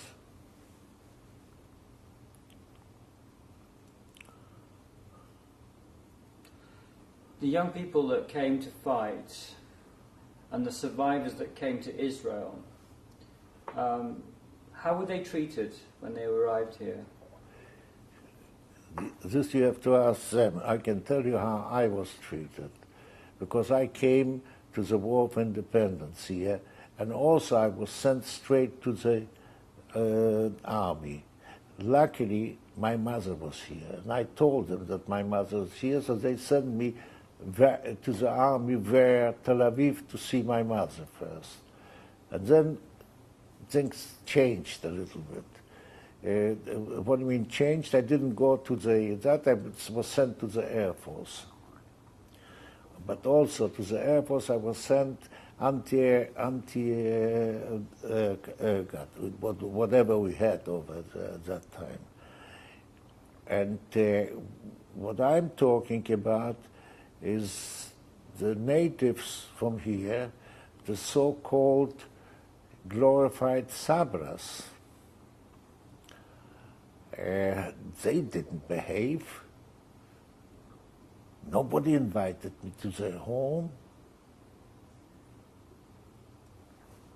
Weekends I spent in their base because I didn't have where to go. I could go to my mother, yes. I spent in the base. No young local man invited me. I didn't need their home. But to go out with them, to go with the girls and so on,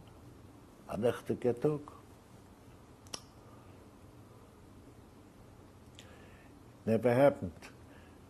And later on, I decided that to fight it is to tell them that I'm better than them.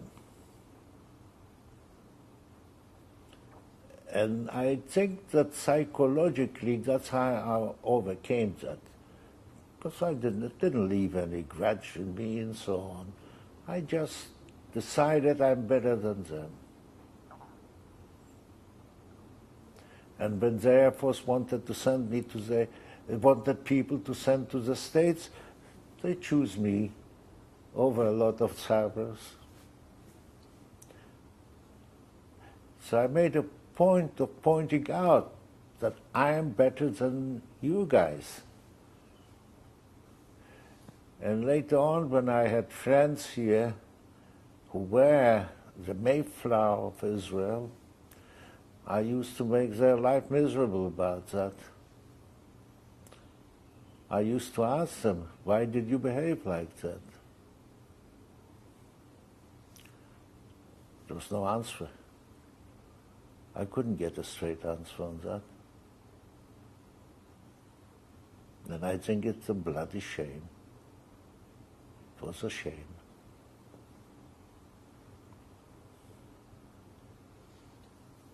So when you were here, you joined the Air Force. What was it like to be in the Israeli Air Force at its very origin? I didn't know much about it. But when they sent me to the States and I learned something about it, and I came back, I didn't need anybody and so on. I loved to stay in the base. And I stayed in the base. I worked day and night. I worked. My hangar doors were never closed. I loved my work. But friends, again, it was very hard to have local friends. After I came back even and so on. It was a time when I married Odette, and she came here. I was a young officer. I got my captaincy. The base commander came to my home to give me my captaincy before I went to the wedding. And I went through all the stages of it too, and because I was a sergeant, a sergeant major, technical sergeant major, and then I was a lieutenant, a second lieutenant, and lieutenant, and I didn't go to the officers' club, officers' course, and then they sent me to the officers' course. But I had a very low health grade because of my wounds. So they told me that I can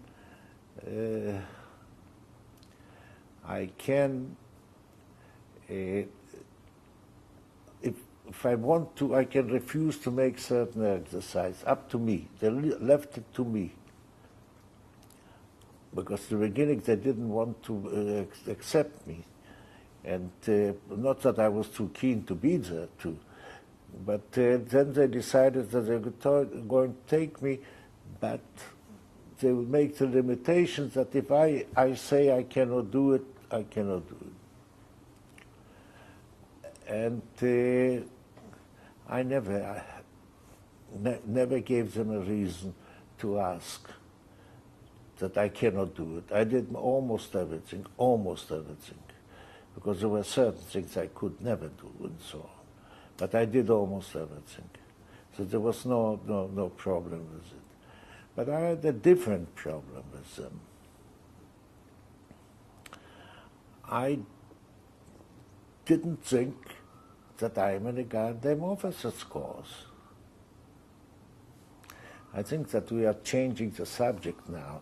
This is not about the Shoah. This is about Israel. And I did something.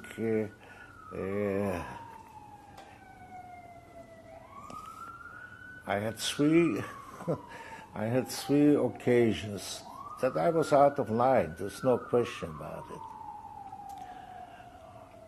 The first occasion was at that time, or that was in Europe, and I was in the army on the course, and she used to send her letters to the base where I was before. And the duty flight officer, Fridays, when he saw those letters from me, he took the letters, took a plane, flew over the base, and sent me my letters on a little parachute. They did it once, did it twice, at the base command, they got very peeved off that a low-flying airplane, such a low-flying airplane over there, and they caught me on it. So I told them this, they bring me my letters. So they didn't let me go out of the base. Okay. Second time, I had an encounter also because of that. Not because of that. We were out in the fields, and we came back from the fields after 2 days, dirty and so on. So we ran through the infirmary, and they check our nails, and they say, "You have got dirt under your nails." I said, "Okay, I'll clean them. Now you come back here and that." So I told them in a pig's eye, "I'm going to be an officer here," because they didn't know that I'm already an officer. So if I tell you, God damn it, that I'll clean my nails, you better believe it, and don't tell me to come to show you that. So of course I was on a charge immediately, disobeying orders. Again, they didn't let me out of the base. And I had a third one clash with them. We came also back from a big exercise, and they decided to take us to a classroom. And I fell asleep. We could keep his eyes open after so many days in the field. So the guy there was a young lieutenant that gave us some kind of whatever he said, I wouldn't remember. And he told me, "Hey, you're falling asleep." I said, "Yes, I'm falling asleep, so let me go to sleep." No, you have to stay here." Okay, so he caught me the third time falling asleep. So what did he do, the stupid? Tell me, "Come down," and he put me in the corner. I said, "What? Who do you think I am? I am supposed to be here a cadet for an officer. So you put me in the corner here?" And I told him what I think about it, and of course I was on a charge again. But that wasn't all. Because they couldn't do nothing to me. I was already an officer, and they couldn't take it away from me. And then at the end came a big fellow with a big rank asking how it was. So of course I put my hand up, and I said, "Sir, I came to this place, and from the moment that my foot stepped into, I didn't feel that I am in an officer course. I was here for whatever time I was, and I didn't feel I'm in an officer's course, and I'm leaving without feeling that I was in an officer's course. Thank you." Then I sat down. Of course, I didn't get a nice grade for obedience and so on. But they couldn't that. A month later, I got a captaincy. Because my boss, Colonel, he couldn't care less about the army. But this is what the young country, they didn't know how to do it. I went through these things before. So, and I wasn't one to give in on a thing like that. How did you meet your wife, Odette? Well, I had a new guy that married my mother, and he had his family in Paris, and that was the time that I also had a good time all around. So I said, I will go to Paris.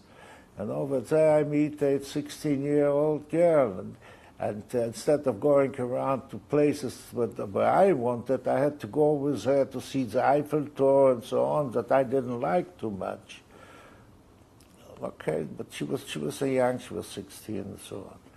And then I came back to Israel, and I went to the army, and the army sent me to the States, and I've written to her from time to time a letter in English, husband. And then she decided to come to Israel. That was a few years later. She was a good-looking girl. at that time. And that's how she ran after me. If she's not around here, I can say it to their eyes. That's how it was. Then she had to go back again because her parents were still over there in France and so on. But then her parents came here. I wasn't too keen about her mother, but I had a good relation with her father.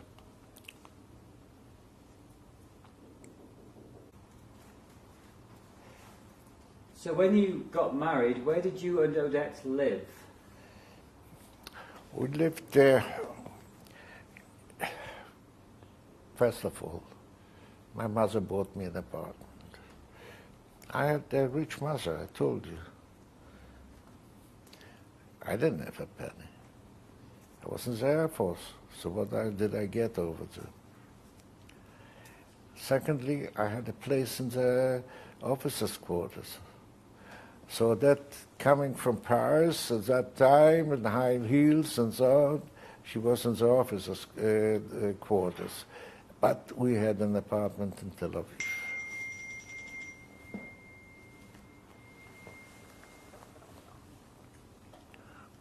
Question you asked me. So I was asking you about your life when you settled after marriage. Yes. Tell me about your children. So first of all, I had an apartment in Tel Aviv, and then I had in the officers' quarters in the base. And used to do parts there, parts there. We didn't have Ariel came after 6 years of marriage, and Avi came 6 years after Ariel. So we had 6 years no children. And what years were your children born? In 58 and 64. And at that time, in 58, I was out of the Air Force. I was working for IAI. What is IAI? Israel Aircraft Industries. And what does that do? I came to Israel Aircraft Industries in 1954. And what does IAI do? They started off as a repair place for airplanes. Airplanes and accessories and everything around the airplane. But then it was built up of manufacturing planes and engineering, designing planes, and we built an executive airplane. We built and changed some fighter planes into different modes and different techniques to do whatever the Air Force, Israel Air Force wanted us to do. And we could do, and we started also the electronics in Israel. We started in our plant, and today IAI is one of the top electronic and radar in the world. And what was your role at IAI? What I did, I came in as a young Air Force officer, and the Air Force didn't like IAI at that time because they thought that IAI will take away their bread. I came in and they put me to be the deputy to a guy, to an American that was in charge of overhauling aircraft. Within 6 months I was the top guy. What was the name of the American guy? Who remembers? 54. I don't remember. He was a nice guy. Where was he from? I don't know. I don't remember him actually much. I don't remember his name. And I took it over. And I started building up the part of overhauling aircraft, not engines, and not accessories, only aircraft. And that's when I got a big job, was going to France and went through some French outfits to learn something, and I did. that was my on-the-job training.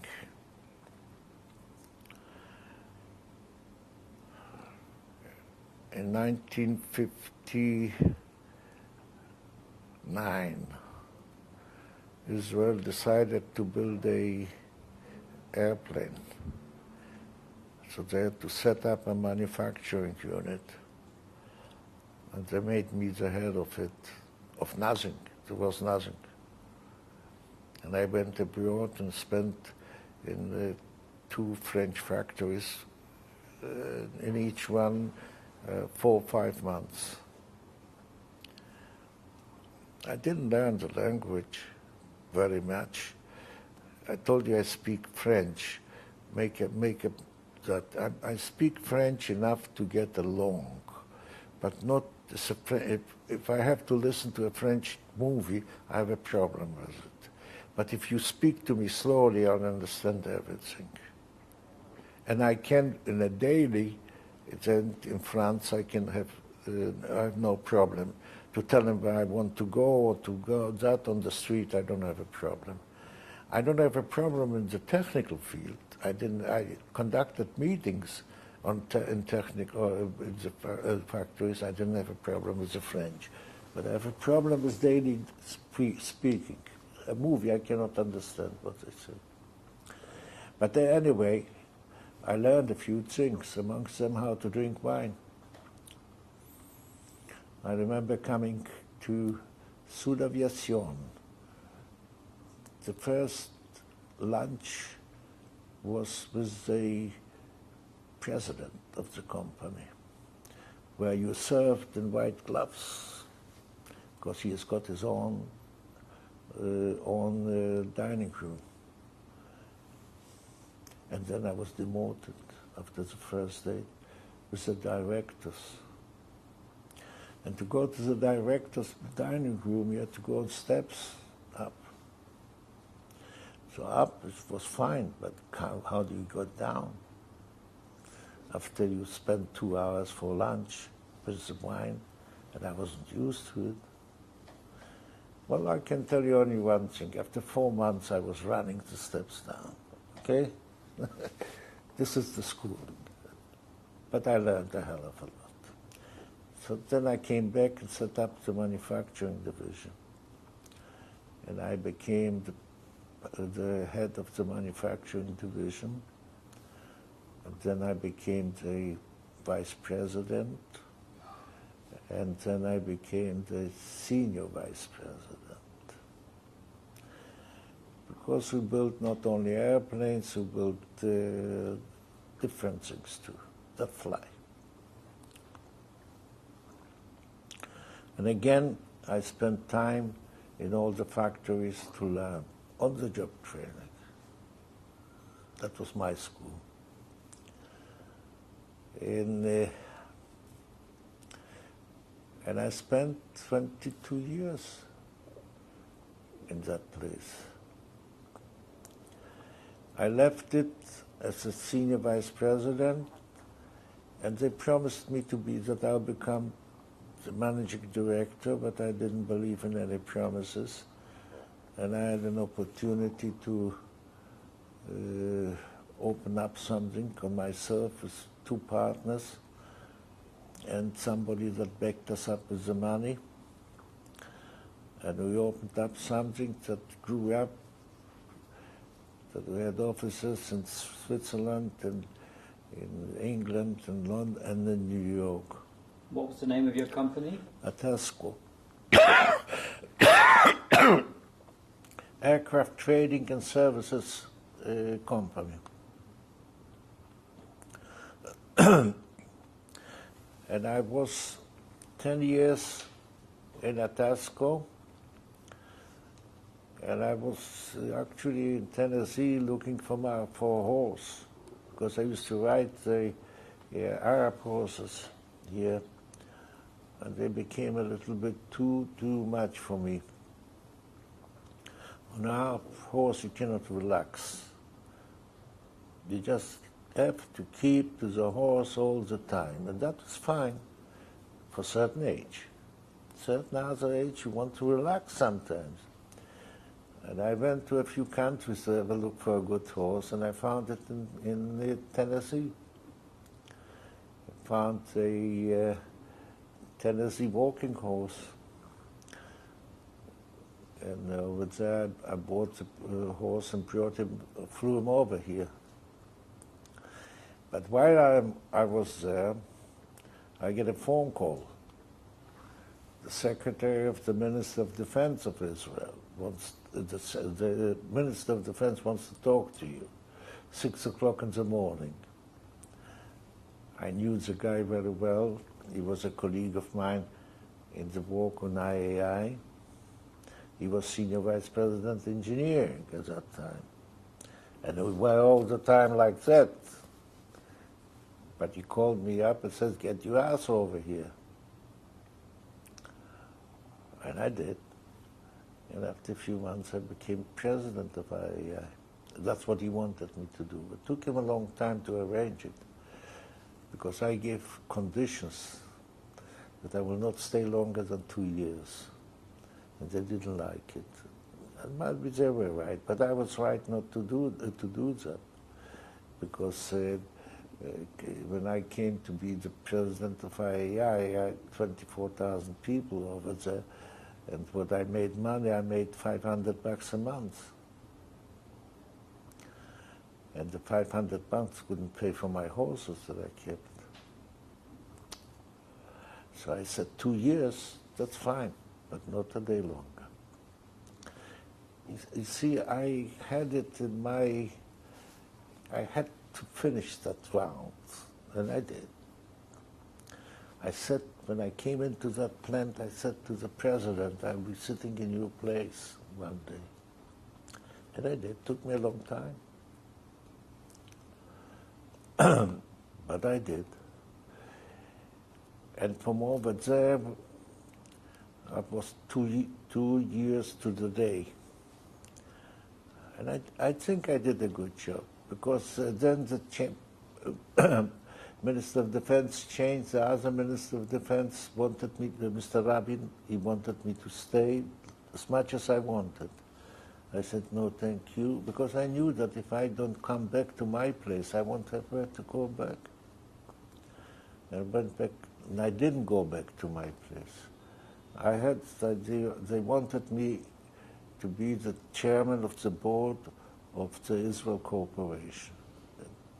Still today, at that time too, it was one of the biggest corporations in Israel, but nothing to do with aviation. We had a bank, we had the ships, so we had that and that, but I knew how to manage things. I did. Also, I gave condition, 2 years, but I stayed there 3 years, and then I came back to my company. So this was my career, and and I didn't tell anybody. Not too many people knew that I was in the war at all. As you had my sons and that, with them I talked about it in Dortmund in '88.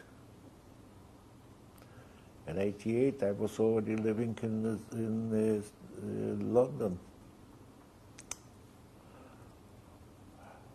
because after doing the job, being the president of IAI and being the president of the chairman of the board of that, I couldn't find a job here.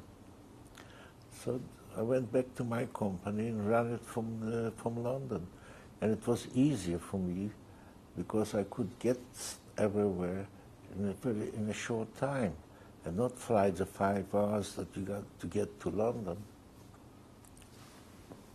So I have a few questions for you about how the experience of the Shoah has affected your life.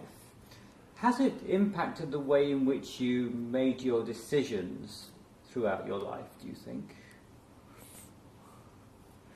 Well, I can tell you something. If I look back now, I made 2 wrong decisions, for sure. Let's be careful about it. 2 wrong decision for sure. The rest I might have made decisions, but I made the decisions. I'm a decision maker. I could have made mistakes and so on, but 2 wrong decisions I did make. Decision number 1 was we made in our company a law that our sons will not, or our children will not be in the company. And at that time, I think it was justified because we were few partners. And I think it was a mistake for me to do it. Because they could have continued this thing now. But you don't cry over spilled water. Second mistake was I stopped walking too soon. For me, work was on a very high pedestal, much more than anything else. But I had a good reason why I stopped, but it wasn't that I couldn't, or it wasn't maladies or something. I couldn't work with one of my partners. So I better stop working, nothing to do, but I won't go back on do something wrong to a partner. We were a partnership in a way that we never did we quarrel. And the decision we made it unanimously, more or less. So I shouldn't have stopped walking. I should have done, and I stopped walking. I was in the high 70s. I was almost 80, but still I made a mistake. I could have walked until today because my head is still working. So I fell last month, 2 months ago, opened up my head, 14, not stitches, but clamps they had to put in. So I just shook out everything that's wrong over there, and I'm back on my feet. Do you have any regrets about what happened during the Holocaust period? Regret about what I did? One, for sure. I regret that I didn't tell my mother about when they killed my brother. I thought that I'd be better off not.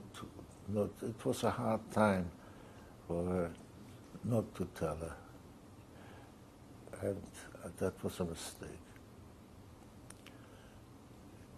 Regret? I don't have an answer. Regret? Regret? What could I regret? It wasn't my book.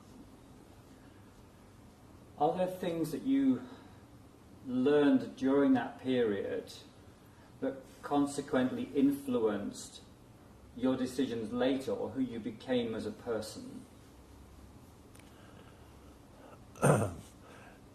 Probably yes. There's some influence in it. You couldn't go through a period of what I went through without leaving a trace of something. Now, what you ask me to explain what it is, I don't know. But some trace, I'm sure, was left in me. The person that I am today is part of it because I went through that. I would have been probably different if I didn't go through that. But what and why, I never philosophize about these things. What is it going to help me? That the next time I'll do it different? Next time, I'll probably do it different, yes. Do you think that something similar to the Holocaust is possible? Possible? Possible? Yes. But I don't know. I don't know. Possible? Yes. Look what happened in Rwanda. Look what happened in Armenia was before us, Armenia. So that's not that. We could have learned from the Armenians and so on. The Turks until today don't agree with it and so on. But look at Rwanda, what happened over there, and everybody looked at it, and everybody didn't do a bloody thing about it.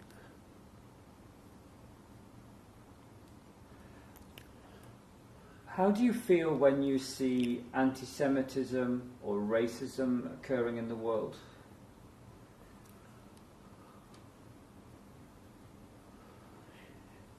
Listen,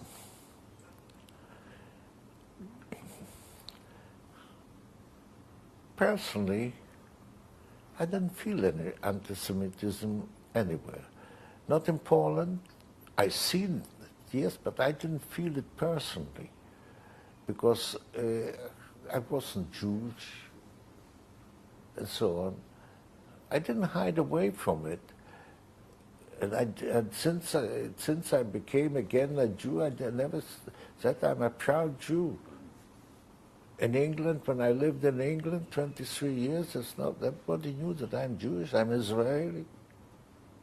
Everybody. I don't put it over here. So, I don't know. It's something inbred in us. And I'll tell you something that what I see sometimes here, things, I can become an anti-Semite. But that's not only the Jews. I could become of hating somebody else too, if I see certain things that I don't like and so on.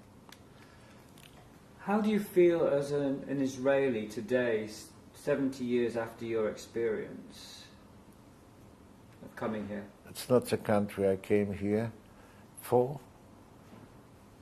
It's not the country that I worked and fought for. I was in all the wars.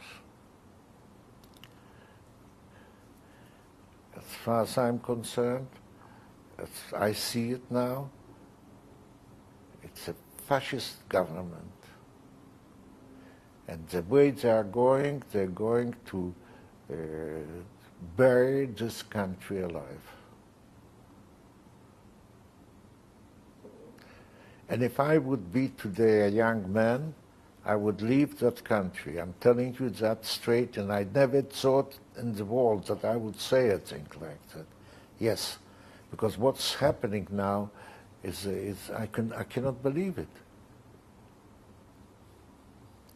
Listen, I gave something to this country too.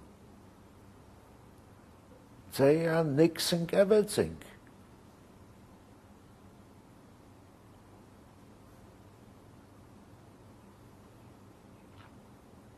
What are they nixing? What are they nixing? The life, the freedom. Okay, you can say, you can still write whatever you want to. That's one thing that still we have. But our values, where is it turned? Soldiers should kill who is it that is injured? To kill an injured guy, a soldier? And the Prime Minister calls his father?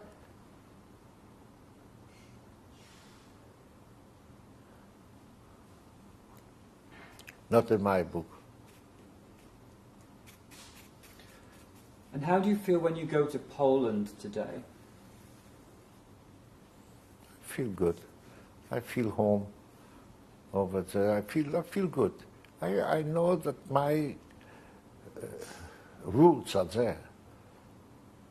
And as much as I decided at a certain time not to speak the language, not to be there, not to go there and so on, I changed.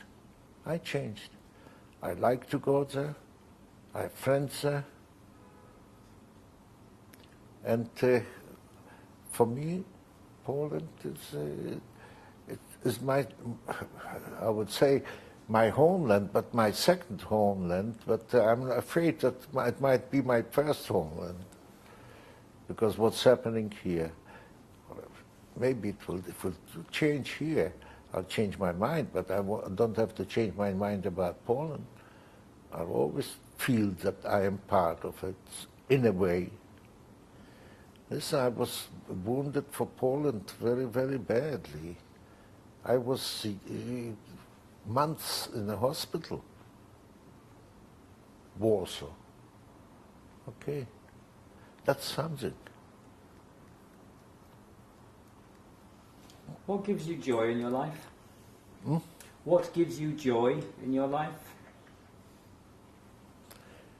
What did I enjoy in life?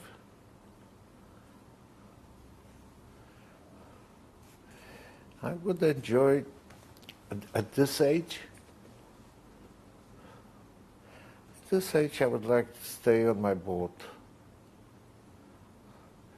At this age, I would like to see my children doing good, to see the way the grandchildren are going, and where they are going, and how they're going. Not to lecture them. Stop lecturing.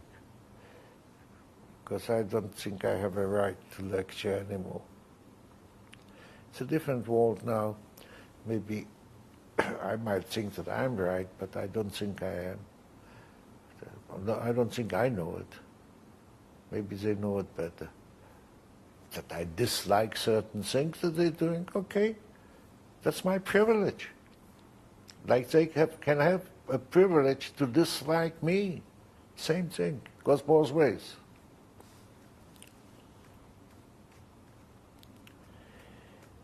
What else, monsieur? What is your message for the future generations? I have no message. I have no message.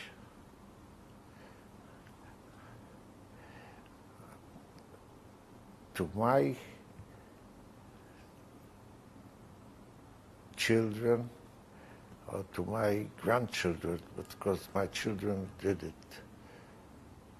I would say one thing: study, and they've got a word in Yiddish. It's called be a mensch. And that encompasses a lot of things. From A to Z. Be a mensch. Nimrod, Ariav, thank you so much for sharing your testimony today. Thank you. Oh, you drank me. Joe.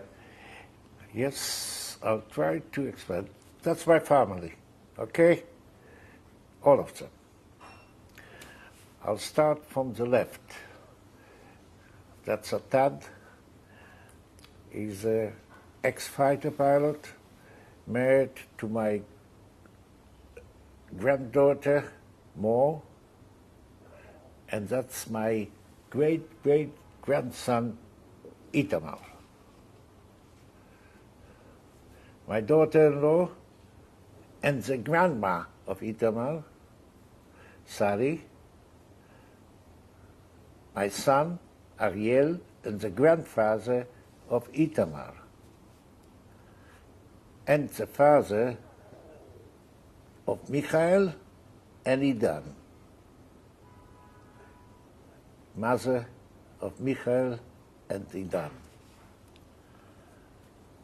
Avi, my son, his wife Agatha, and his son Daniel, and his daughter Maya, my wife Odette, myself.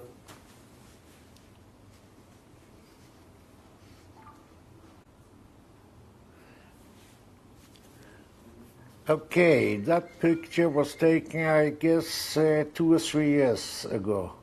I cannot remember exactly the date, but it's not more than 2 or 3 years ago. And it's in the rebuilt Jewish cemetery in Berzutze that I set up.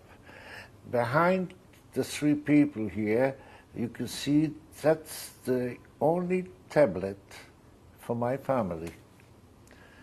It's written here that together with my brother Abraham, I buried in this place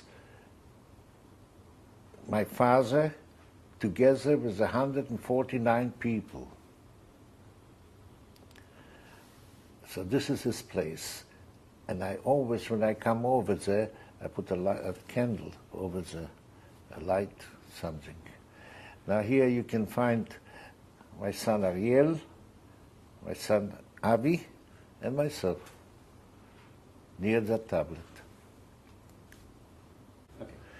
We are looking now at my brother, who was twin brother actually, born in 24th September 1926. He was 16 when he was killed by the Germans in Warsaw in 1944 or 43, one of the two. Slipped my mind at the moment.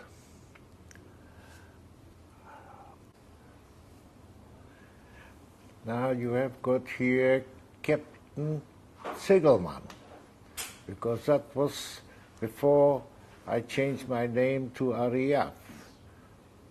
There's a story behind it too, but that's the story of Ariav. Captain Zigelman here, I think that photo is from 1953. And we are today in 2016. So that'd be 47, 57, 63 years ago.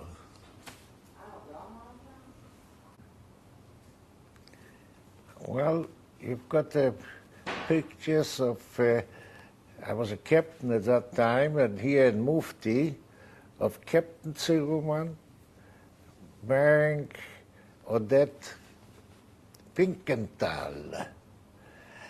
As you see, I was here in a smoking, went back home, changed to a jacket and tie, and came back for the dance. Between this picture and this picture, a jeep was waiting. I was in the army. A jeep was waiting, taking me home and bringing me back because it was too hot. This was on the 10th of August, 1952, and that means 64 years ago. Gee, that's a long time.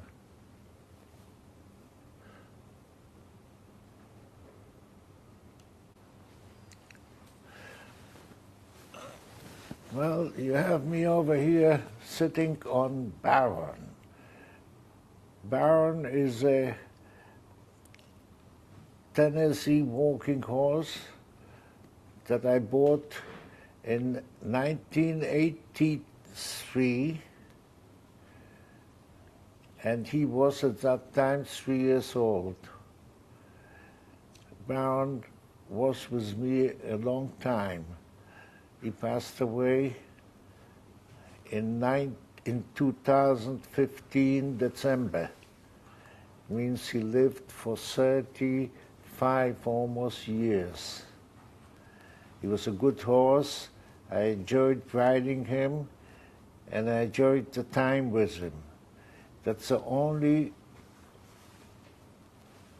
I couldn't say man, but the only animal, or actually the only, I don't know how to call him exactly, that I could talk to him, and on everything he would say, yes, sir.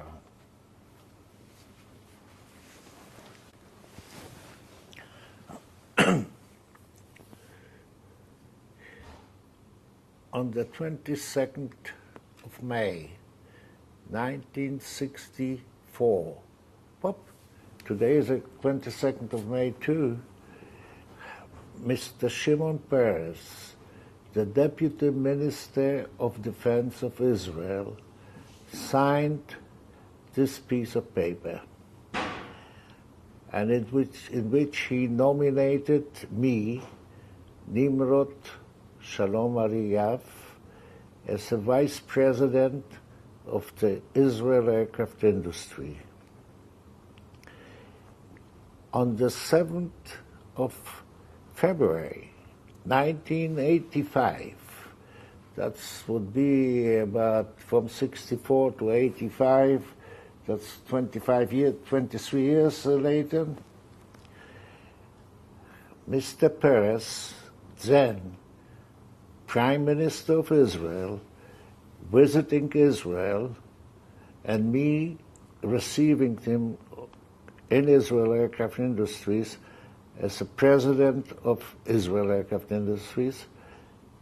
I showed him his nomination. On this, he asked to write an addition, and he said to Zigy, that's my nickname, not with airplanes you take off with people. I'm very proud of it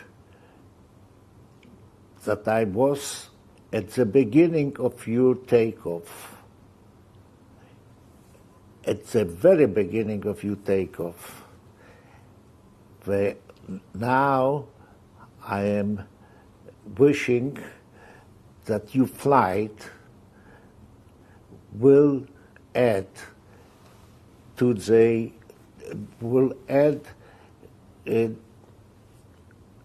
lot to the wings of the technology of Israel.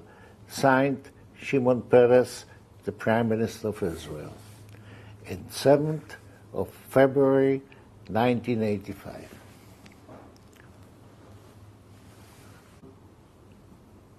Mr. Ben-Gurion, on one of his visits in the 60s in Israel Aircraft Industries.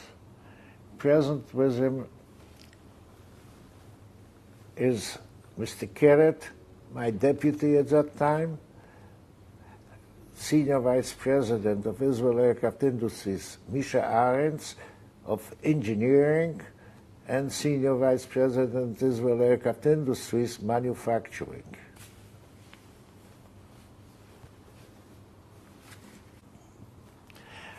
This is a letter written by Mr. Rabin, Yitzhak Rabin, at that time Minister of Defense of Israel, and the time is the 22nd of May, 1985, where he says goodbye to me as President of Israel Aircraft Industries, saying here that he's sorry that I'm leaving, but we had a very nice relationship. We worked together very nicely. Thank you.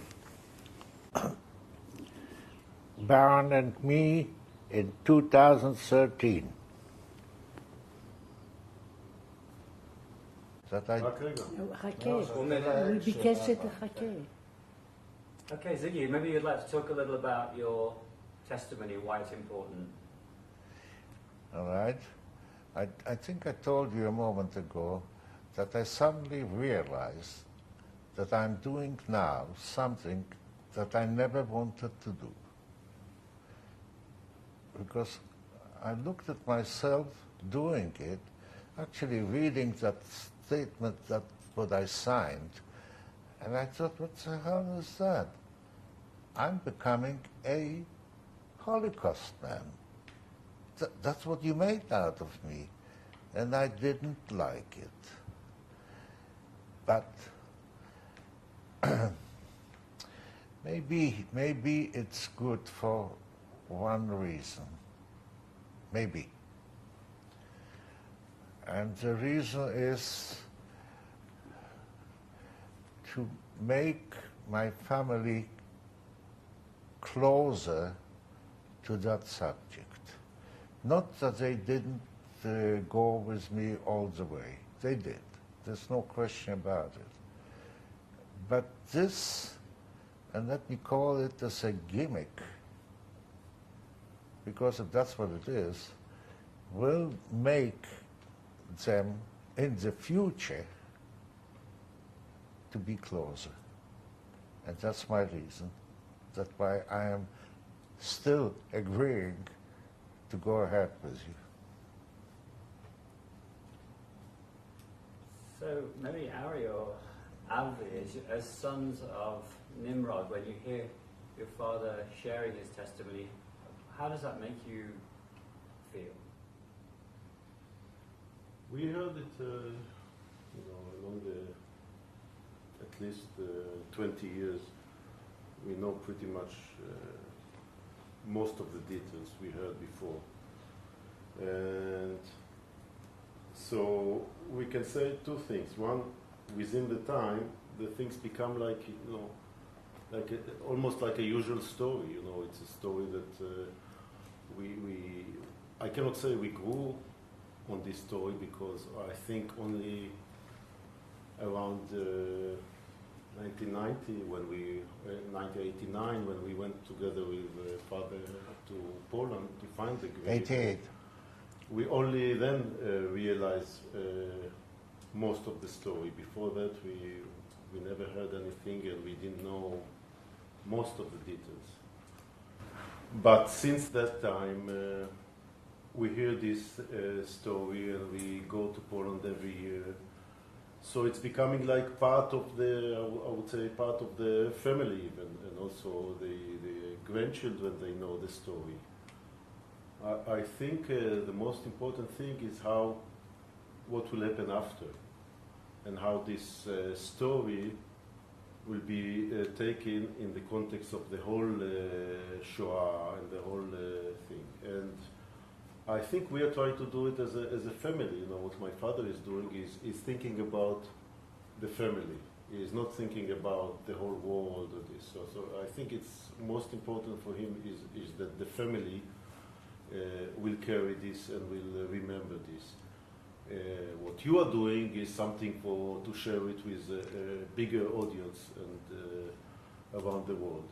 But for us as a family, this is a very important story, but a story that we know it very good. I mean, it's within the years it become part of the family, I think.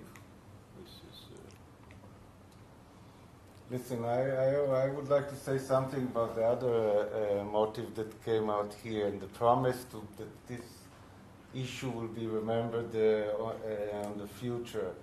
We always promise this, our dad, and as he said, we're always doing every year, but I think my dad needs this reassurance all the time that it will not be wasted, all these things we did, the stories, and to keep it somehow that we have a beacon fixed on to hear the story again and again. But the truth is, like Ariel said, we know the story, our children know the story. On the family side, I think it will never disappear.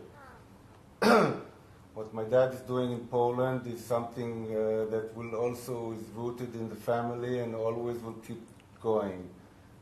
But it can only reach a certain amount of people. And what we are doing here, what he's going to do here, I think this is the major issue here, the long-term preserval of the memories. But as a family, we don't need this video. We know the stories, we'll always remember them. So I hope you do reach the goal and everybody can share my dad's story, and that's what I think we're doing. Odette, you've been wife of Zigy for a very long time, and you're also a Holocaust survivor. Can you talk to me a little bit about what it's meant for you as a couple as you've gone through your life? Has the Holocaust played a role in your life, or is it something very different from who you are as a couple? Well, we never really spoke about it. As the children said, just 89, 90, it became more real. Because my story was my story, but about him, he didn't talk about it. So we knew, that means I knew the main lines, but it didn't take a part in our life. That means it was not around the corner all the time. It was not. We didn't talk about it. Nothing. So basically what the children said, it's really from 89 to now, what it meant for him, for us, as a result. And that's all what I can say about it. But it was not part of our life. We didn't talk about it, between us even. And when you hear him this morning talking to your family about the future, how do you feel about the future? No, I'm happy about it. I think it's important.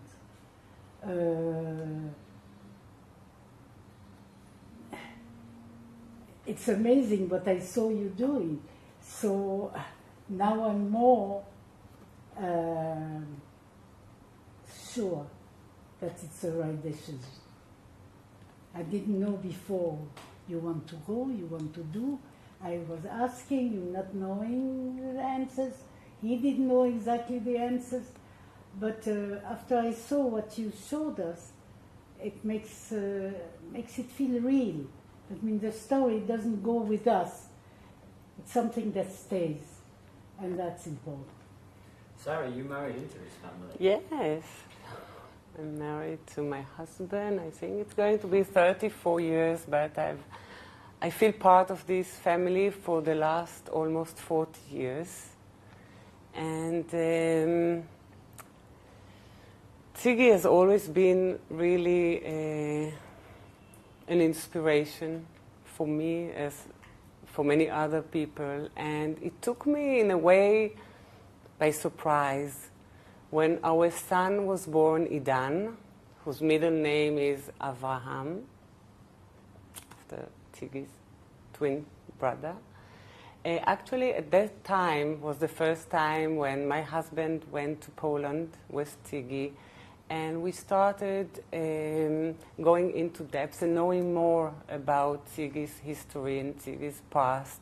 In the beginning, we were not really sure, we were like looking at him because up to that moment, he was for us like the strongest, bravest man who is just heading forward always and really leading us to new frontiers all the time. And it was the first time that he took us in a way on a journey to his past. And I will never forget the first time that I came to Belgice with Zigy, for the first time that I came, and he said Kaddish on his father. And it's the first time ever I saw him with tears in his eyes. And always this picture of Zigy being so touched, it's with me, always. I don't think I ever spoke about it, but since then, as the years went by, it became also my issue, and not only him. And I appreciate so much his decision to put all the family around him and being with him. He was the leader. He went up front. He didn't ask us whether we want or not. He just went, and we followed him. In the beginning, we followed him because we always did whatever he said. But then in a way, over the year, in a process, it became our own story as well. And I'm so grateful to him that he agreed to take on this journey with you, because I feel it's so important for us, for our children, and for Zigy's grandchild, who is 2 years old in 2 weeks. I would like Thank to you. add something. I said before that this matter this story was known in the family, but I think also, thinking about this, that through the years, because of what my father did in Poland, in Belgice, we educated a lot of people, privately, the family, because this is only, the family enterprise, let's call it. I think over the last 30 years or something, that this thing is almost 25 years, hundreds of people came to Belgice with us every year when we're going, a lot of people are coming from all over the world. And actually, that's the way we met. I mean, the connection to my father was done through one of the visitors that came. And people are coming from all over the world. Not all of them are Jew. And I think by these 2 days that they're spending with us in Poland, they learn the family story, my father's story, but also about, for a lot of them, it's the first encounter with the Shoah. So I feel that in our little effort, little way, we are helping remember this the Shoah, and through a story, a personal story of a person, people learn much more, and also more. It's more effective than going sometimes to a museum and seeing a movie. So I think this thing that my father initiated and made is, I think, the education part of it is almost the most important thing that I can think of from all this story. Because I met so many people, and we meet people, suddenly someone from Poland, someone from England that were and some of them are children of the, in the village where this thing happened. Also, we are trying to educate them about what happened. So it's really a tremendous journey. And are you committed to that in the long term? I mean, your father's coming up for 90, please God, 120 eventually. But in the long term, for the next generation, are you committed to keeping that process of education and going back to Belgium? I think it's a little bit even now became bigger than us. It's not just us. Belgice project is also the local Polish are participating in it, and they make it their business to be one of the top issues of the community. My dad helped the community. It's a bond between two nations, yes, and it's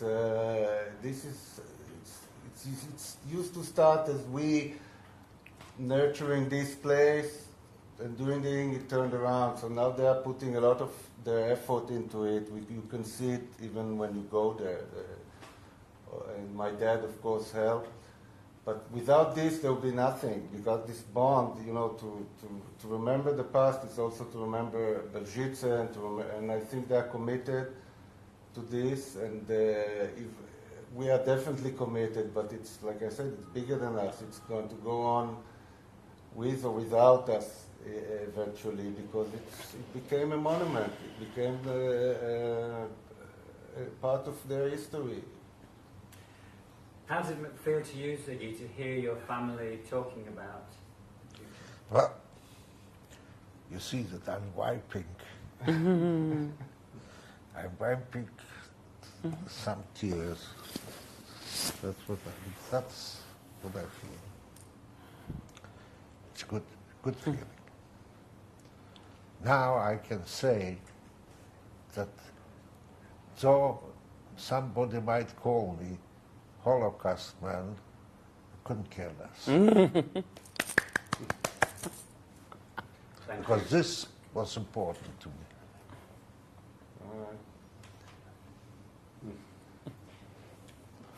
The actor is not exactly following the script. צריך באמת לבכות בסרט? כן, מה זה פה? זה הקטע האהוב בסרטים הטורקים, שיש את הבכי וזה. Oh, Thank you. yeah, thank you. Thank you so much. טוב,